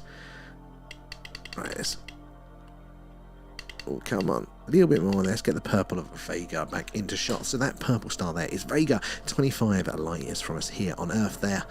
Very awesome to see that. We are looking back in time. That light was sent out to us 25 years ago. And Mr. Pitt, I downloaded the Aura app. It tells you actually where and when the Aura is every night. Oh yes, somebody mentions to me, and I need to actually do that. Might have been Rosetta actually. As well, mobs as well. Amazing stream. Thank you. I really appreciate that one, and I'm just glad that other people find the skies as interesting as I do as well. Keeping me company as we're watching. We're looking out for that evidence of the highly strange up there. So thank you to everybody for that one as well. And mate, that cloud looks like a skull. You're very good at these. I'm hoping that one's passed now. There. Mr. Pitt, I would love to go to Sweden. Would love to. But I don't think I'm quite there in the budget just yet there. But mobs as well, thank you for the follow. There, Maya coming in with the gifts. Thank you so much for those there, helping us improve what we do. Simon, good night, Stargazer. Sam, pleasures. Oh, thank you so much, Simon, for being with us. We'll catch you later on in the week. Hopefully have some more clear nights there as well. I meant to say that to me before. I can't remember what we were saying on that one. John as well. Migratory birds navigate by the stars and the sun. Oh, do they? I know recently they figured out, didn't they, why moths and things go scatty around lights. You know, we used to say, oh, they think it's the moon, but apparently, no. What it is they've actually got like a sensor for light in their backs. And that is how they orientate themselves to so the light source, natural light source, should be up and above them. So what's happening is an involuntary thing. It's not a conscious process. Their nervous system is kind of, well, not nervous system for them, but their mechanisms inside are responding to the light source, which I think it's above. And it's a constant course correction. They're trying to orientate themselves in space. That's why they go scatty there. So it's kind of like what we were all saying. And Matthew, anyone that's struggling with, let's get rid of that one. Thank you, Maya, for that. Where are we? There. And Kate as well. A pigeon flew into my living room window. Oh no! I hope it's okay. Is that too much to ask, do you think there, Kate? And Cosmic. On here, I am known as Cosmic. My mum calls me Conspiracy Carlos. No, you're Cosmic to us, don't you worry. We're getting to the point now, though, that I think with the weirdness that's generally going on in the world, that people are starting to listen a little bit, actually. Not everyone, but definitely some people that have gone, oh yeah, really interesting. Now they go, oh no. There. Look at the UFOs moving in the middle. Damn, good spotting. I can't see any movement now. I'm going to crank up the brightness ever so slightly. The AI image guy, definitely, I like that. Works for cast it there. Okay, there we go. We can see a touch more, hopefully, going on in the background there. I hate moths. They bomb at you. They do. They're just trying to find their way up. Not too bad with moths, it's spiders. But let's not go down the spider chat tonight, guys. And let's find it fluff. Damn it, I saw it. And Simon, well, before I go, check C2, repeating flash, near the small cluster in the middle. Thank you, Simon. Right, I'll see you in a second, Kate. Right, C2. Should we ever check this one out? Near the small cluster at the bottom. So that's around here. So let's have a look at this. Oh, look at the cloud formation. Ooh. Right, let's zoom in on this one quickly. Right, so somewhere around here, look at the colours, the purples there, the orange, the whites. So we're looking for a repeat of that stationary flashing there. We'd love to see that one if we can. Ah, like that, V. Can we see a repeat of that? Simon just pointing us in this direction.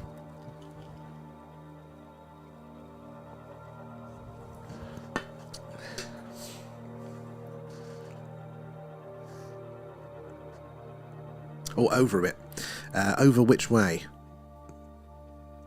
To the left or to the right? So was it this one or? Oh, excellent! Thank you, Maya, for that. Right, so it was this cluster.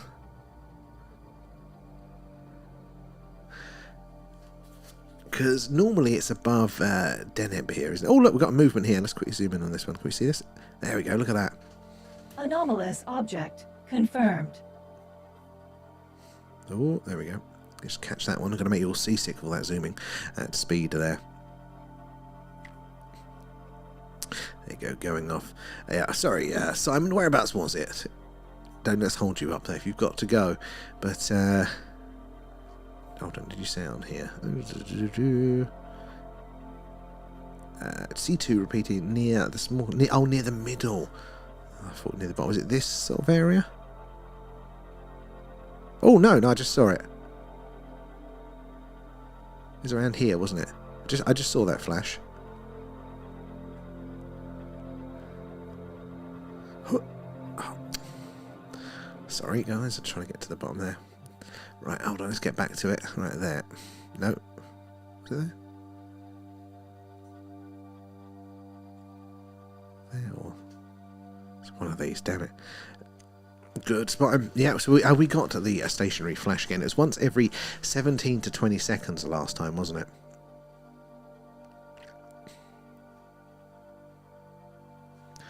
Can we see it again tonight? Oh, we are on it. Excellent. Right. So we've had this before. A stationary flashing object there, and we do not know what it is. Everything should be in motion up there. But this seems to be following along with us there. The geostationary satellites are nowhere near this part of the sky, so what could it be? Good use of the stickers there, V. Right, I'm going to take my cursor away, see if I can spot it again. Right.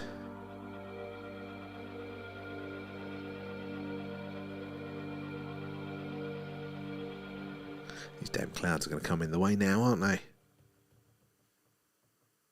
3 times. I can't see it. Am I turning away right at the last second? Right, okay. Right, I'm staying on it for now. I'm not going to look at you guys. Okay, right. Let's time this. 1, 2, 3, 4.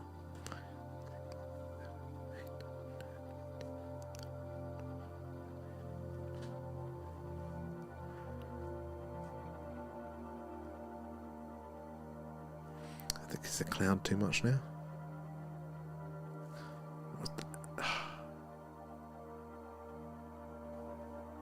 I didn't see it. How am I not seeing this? Oh, it's on the line?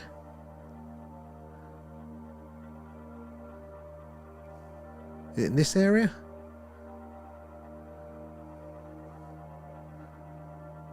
The line of C2 and D2. Oh. Oh, up here. Okay, right. I'm going to be looking out now. Let's try this one again.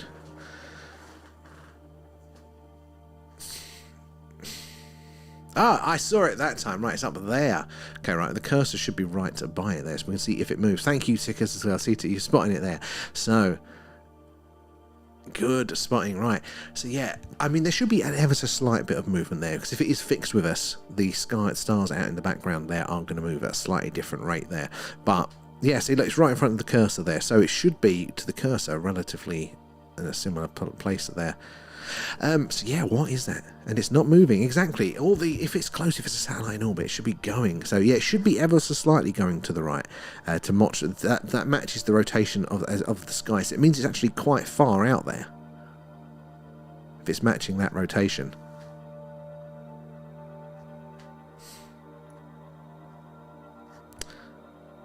People are going to join the stream, but like, what the hell are we looking at?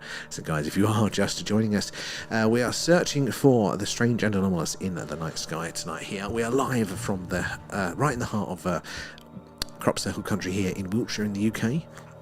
Yeah, we're looking for UFOs, UAPs flying around. We've just zoomed in on some clouds, but there is a stationary flashing there that we cannot explain. We've seen it on previous nights here, so we're looking for a repeat of it now. It might be getting drowned out a little bit by, although I think that was just it, yeah, behind the old clouds there. Damn, hold on, I'm going to zoom out a bit now. What's this? Is there a bit of the cloud might thin out a bit? But hey, we know roughly where it is in the sky there. But do give us a follow. We do this every night that the sky is clear. And when it's not clear, we search the galaxy for potential alien radio signals coming in there.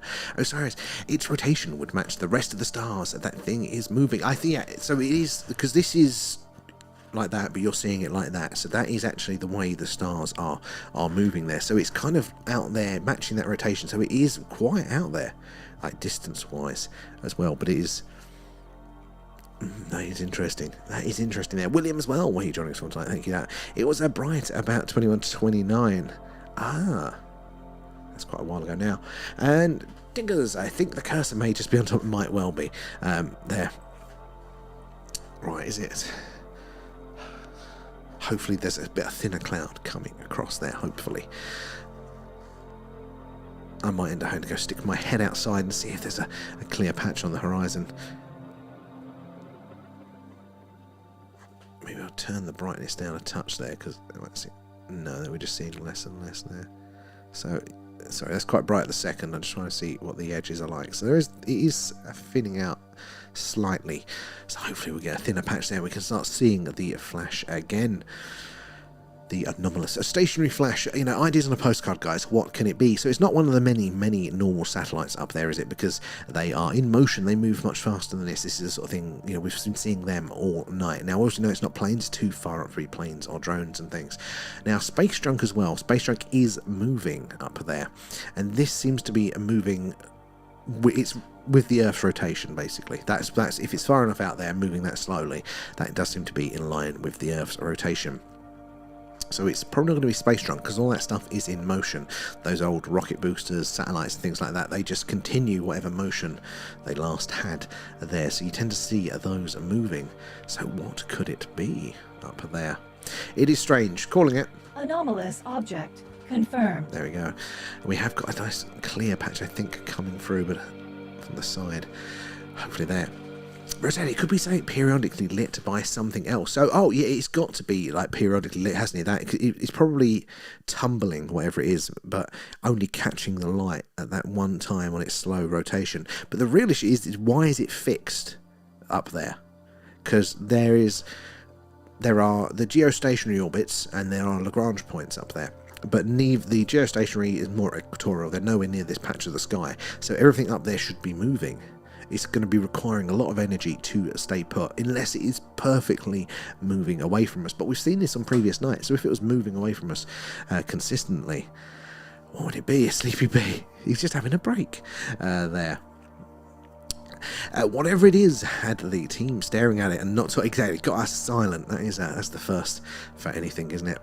So that thinner bit there is coming over. Hopefully that'll pass. We can get back to our little sky watching of the flash. Oh, there's a flash in B2V. It's moved. So going on behind there. Come on. We want the. You can just see the edge of it. It's thinning out a bit here. We're just waiting for it to come across. The B2.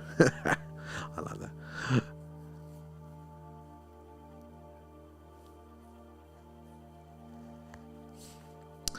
Yeah, it's very rare to get me silent, isn't it?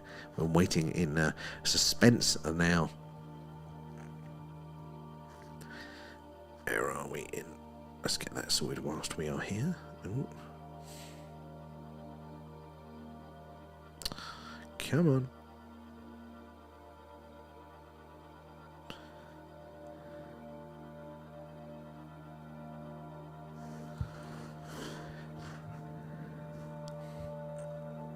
Yeah, it's clearing up ever so slowly, but it is coming there, right.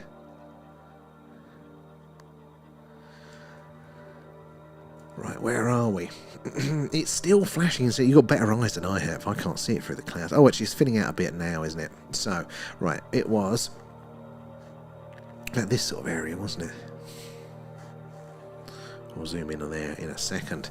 So guys, if you are just joining us, wondering what we are looking at, so these are the skies live over Wiltshire here in the UK. We're right in the heart of Crop Circle country, just down the road from Stonehenge. And yeah, we're looking for UFOs, UAPs flying around up there in the skies. Let us know if you spot anything. We've got the grid reference there. You can drop that in the chat. But currently we are looking for this weird stationary flashing. Everything should be moving up there. So what is sitting in the same place flashing back to us? Hopefully we'll zoom in on it in a minute if we get a chance, but do make sure you're following us, so we do this every night that the skies are clear. When they're not clear, we get the big radio antenna out to sweep at the stars for potential alien radio signals coming in, and hopefully we'll be taking the show on the road a bit more lately, more on location lives there. And Tiggers, C2 bottom right hand side, just slightly lower than halfway. Excellent, so thank you for that one. So that is about this sort of area, isn't it, as it comes in? I'll try and remember to do that one. V, I would laugh if Leanne jumped in and gave you a fright. Don't encourage her, Jesus. Taking my precious years that I have left there, V. Just feel the energy surge. Oh, it could be on the cusp or something. Guys, just saying it good. Spotting right. I'm going to zoom in and just waiting for these clouds to pass a little bit more. We'll zoom right in on it. Okay, so it's around 35,780 altitude to be orbiting the Earth to appear stationary. So that has got to be, quite far out there. But those orbits they tend to be around the equator. Don't know if that's the most for the fixed ones, but then again, it is flashing, which means it's rotating. So maybe whatever it is, it's dead, and maybe it's wandered into a higher orbit there, maybe. But that's 35. That's quite a lot of kilometers around there, isn't it? There as well. Doodle, how are you doing? Thank you for all the gifts there. Do appreciate that. And Flip as well for the likes, guys. Those likes and those shares help us to reach more and more like-minded people. The more eyes and minds on the phenomena, the better. The more we can piece this puzzle together there. It says specifically around the equator. Yeah, so, and we're definitely not looking around the equator here. I hate clouds, but hopefully they're going to clear for us tonight. Now, guys, all right, let's, should we get this? I just want it to clear a little bit more for us there. But this is the sort of area that we are looking, isn't it, for that stationary flashing there. Once every, 20 seconds at the minute? Can somebody time it for us? Because it is strange. It is anomalous. There. The squeaky boogosphere is not liquor. Now. Oh, crap. I forgot to press the button. Sorry. I will light it up for you in a moment there, V. It's the important things. There tonight. Oh, those clouds are almost there. Once they have passed, we can zoom in onto that one. Again, see if we can get a close-up of it. Oh, come on, phone.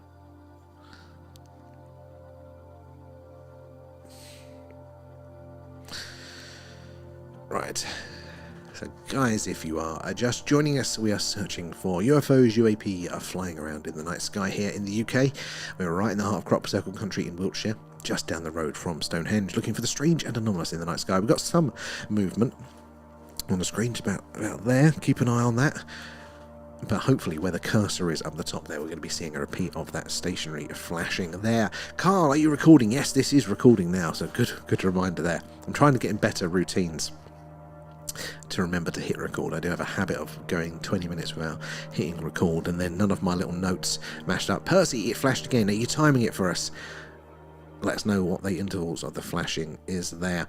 Okay, right, I think that is just about clear enough, isn't it, for us to zoom in on. So it was somewhere around here, wasn't it? So if I zoom in generally into this area here, no, it's a bit too... I'm going to go a bit lower, or higher, sorry, just so we can make sure we get it in screen. So it's this area, wasn't it? 16 to 17. Oh, sorry. So that is actually in time for what it was previously there.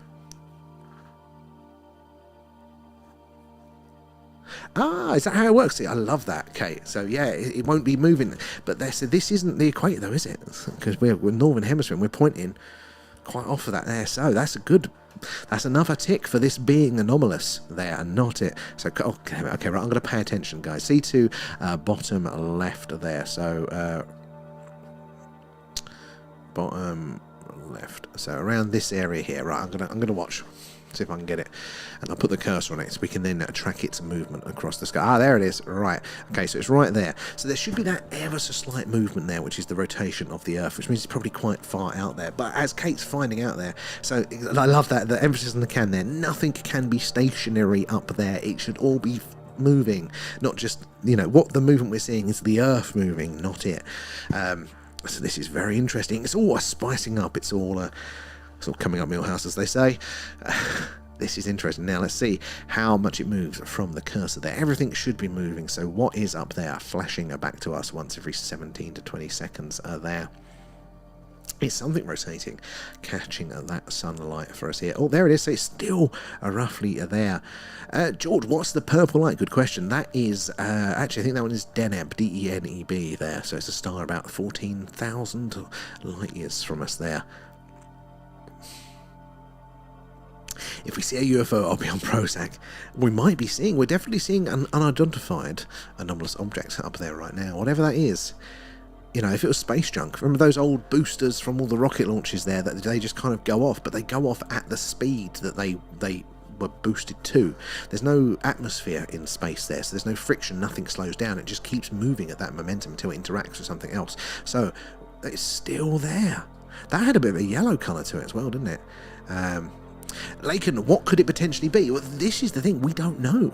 The only things, if we take aliens off the table for a minute there, Glad I called it. Got you all, Simon. You've got us on it again tonight, Simon. So 10 points there. Percy, yes, a different colour. It's interesting. But let's take aliens off the table just for now, right? The only things that should be up there are, your space junk, your space debris, your satellites, comets, meteors, stars. That's it, basically, and the other planets in our solar system there. So we know it's not another planet in our solar system because they don't flash, neither do stars either. But we know it's not a normal satellite there because there's no motion to it. It's unlikely again to be space junk again because there is no motion to it. So we don't know. That we're running out of options for it to be other than something strange. But it does tie in, doesn't it, to the transitory flashing that the old the scientist Beatrice Vittorol has noticed in those old photographic plates there. 13 seconds then. Oh, okay, so it's changing. It's in there. Motion, moving, anything moving across the screen there. Everything should be moving. Even those planets are moving, but it's just because they're so far away there. So those satellites are flying around. We should see them physically moving across the screen there. So that is moving slightly to the right, but it's not actually it that's moving. It's us. It's the Earth that's moving. So like when you're on a train, and if you look at the trees right next to the track, they're moving very, very fast. But if you look at the hills out there in the distance, they seem to be either moving very slow or almost stationary. It's because of that distance there. It's that relativity. And that's kind of what's happening here. This is so far away that it's not really moving that much relative to us there. So everything should be moving much, much faster. It's very interesting. We haven't got any good things for it. We haven't got any good explanations for it there. Oh, there it is. Oh, okay, that's going up a bit now. Yeah, that is right next to that other star now, isn't it? So that is about the speed of the Earth's rotation there.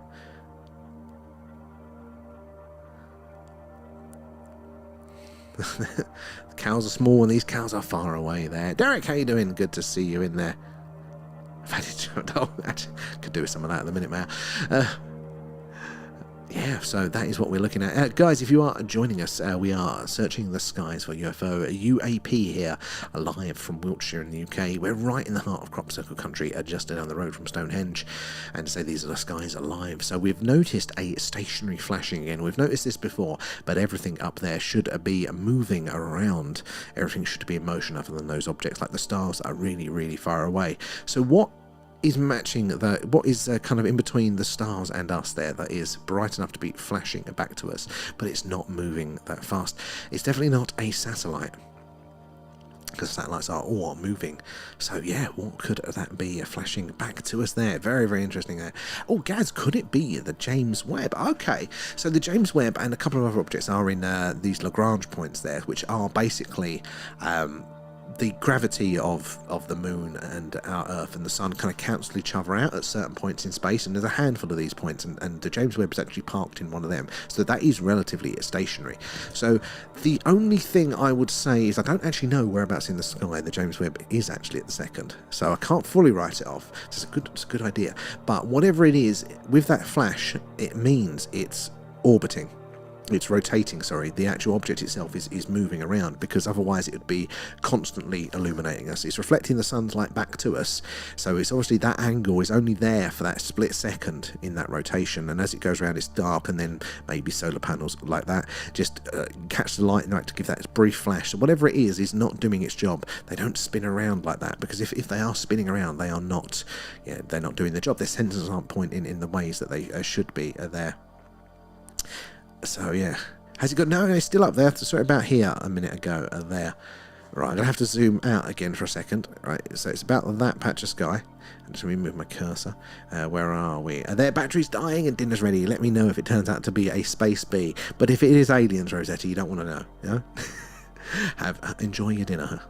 Hope to see you later in the week. There, it's moved above that star. It's going slowly, so it's far enough out there. Far enough out there that it is moving slowly, but that is still probably the Earth's motion with that. But those stars are a bit further there. Has it? Should still be there. Hydration reminder. I need to do it. It's spinning around essentially, Rosetta. Yes. All right. So it should be around there. Let's zoom back in. Now I'm going to zoom a bit higher, so that it's more in the middle of the screen. So it's about this, around somewhere around here. Last time I spotted it.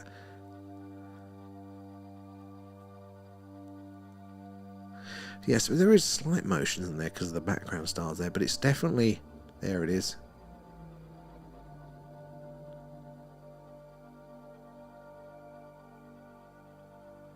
Still very, very... That's got to be incredibly far out to be moving that slowly. Incredibly far out.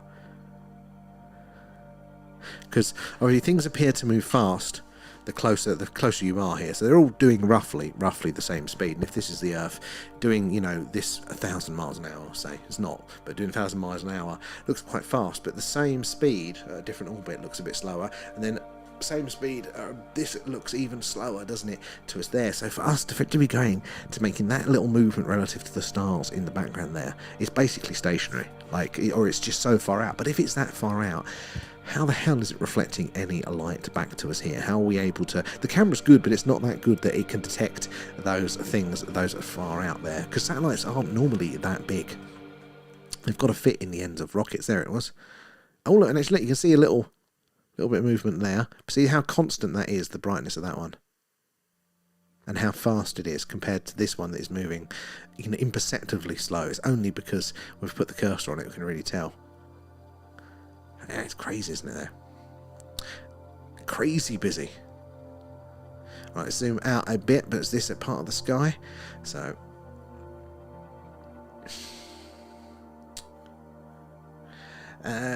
could be some sort of solar panel or aluminium catching the sun's light. So it could be, that could be why it's getting reflective there. But if it is doing that, and it's doing that on that regular orbit, the thing is dead. It's not doing its job, because those sensors are moving far too much for it to be doing of anything of use there. And it is very strange, guys, right there. And geosynchronous orbit would drift slightly, but again, you would find it in the same spot each night. So this thing, we find it regularly, but definitely not each night. We saw it 2 days in a row last week, and we saw it this week as well. Actually, what we Tuesday? I think it was the earlier part of the week. So maybe that is some orbit there. But again, geosynchronous are the equatorial, aren't they? And this is nowhere near it. The nerves are on edge.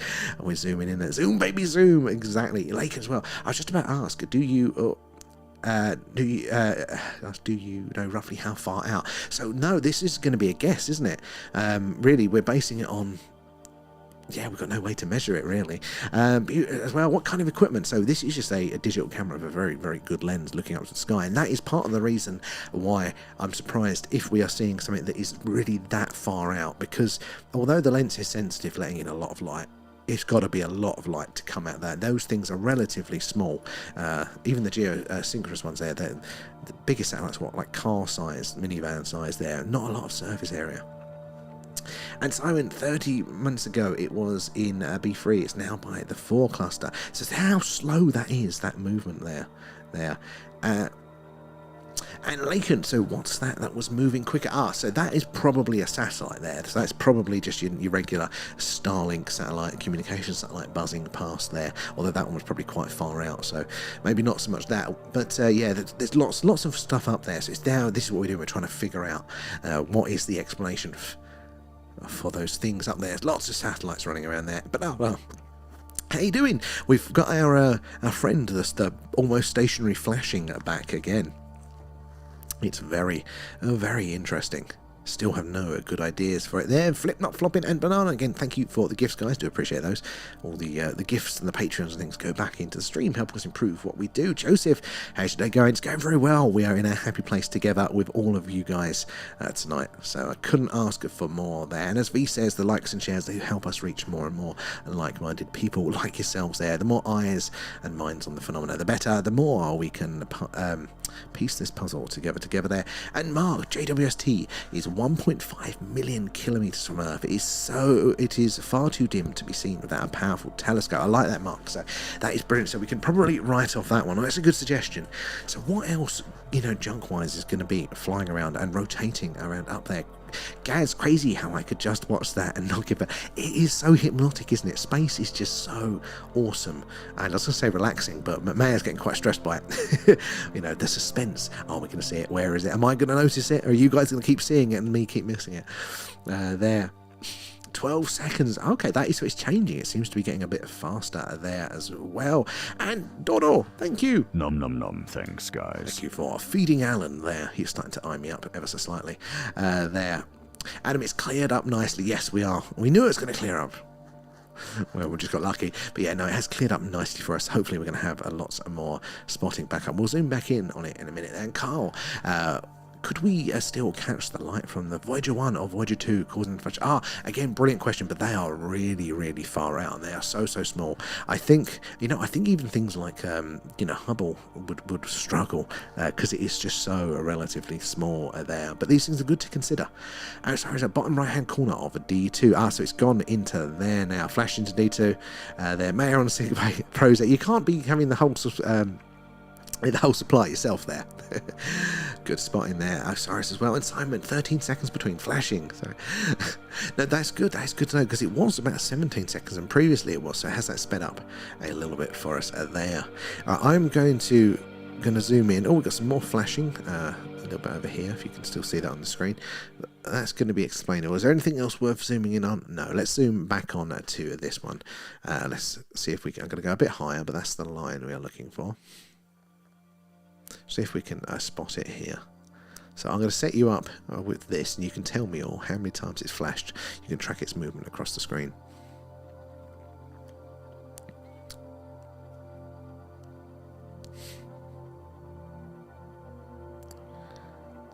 There it is. Right. Okay, so we've got it pretty much there on that line at the minute.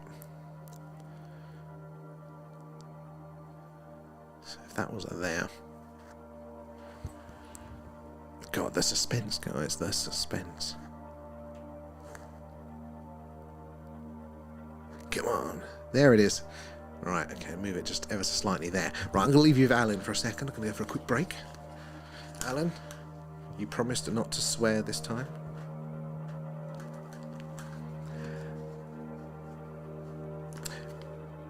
Oh, Stephen. Hold on. I'll check that one out, Stephen. It should be... Let's have a quick look at that. YouTube. Thank you for the heads up there. Captain Elephant is 17 seconds now. Well, that does fit in, doesn't it? Where are we?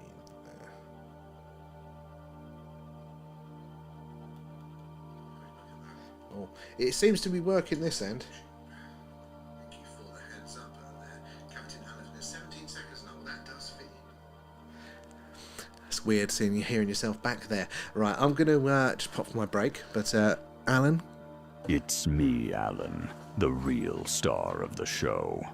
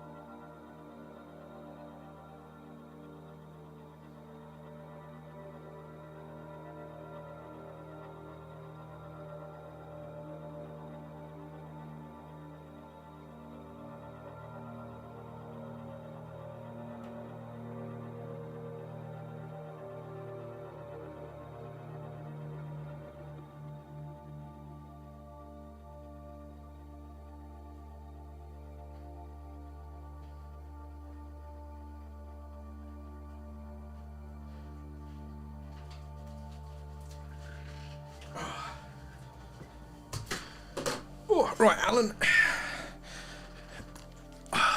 Has Alan been good? He's going to write his assessment on your souls. Right, I couldn't see it. I was watching it on my phone. I couldn't see it. There, Maya, you know exactly where I disappeared to. I'm not allowed to say it on TikTok, though. Right, I couldn't see the flashing when I was monitoring, so I'm going to zoom back out as well there. Right, let's get back to that view there. See if I can bring Vega back into a shot there. Quite possibly there, Mark. Right, let's bring this back around. I'm also going to try do a little experiment because the connection seems to be absolutely horrendous tonight. So let's just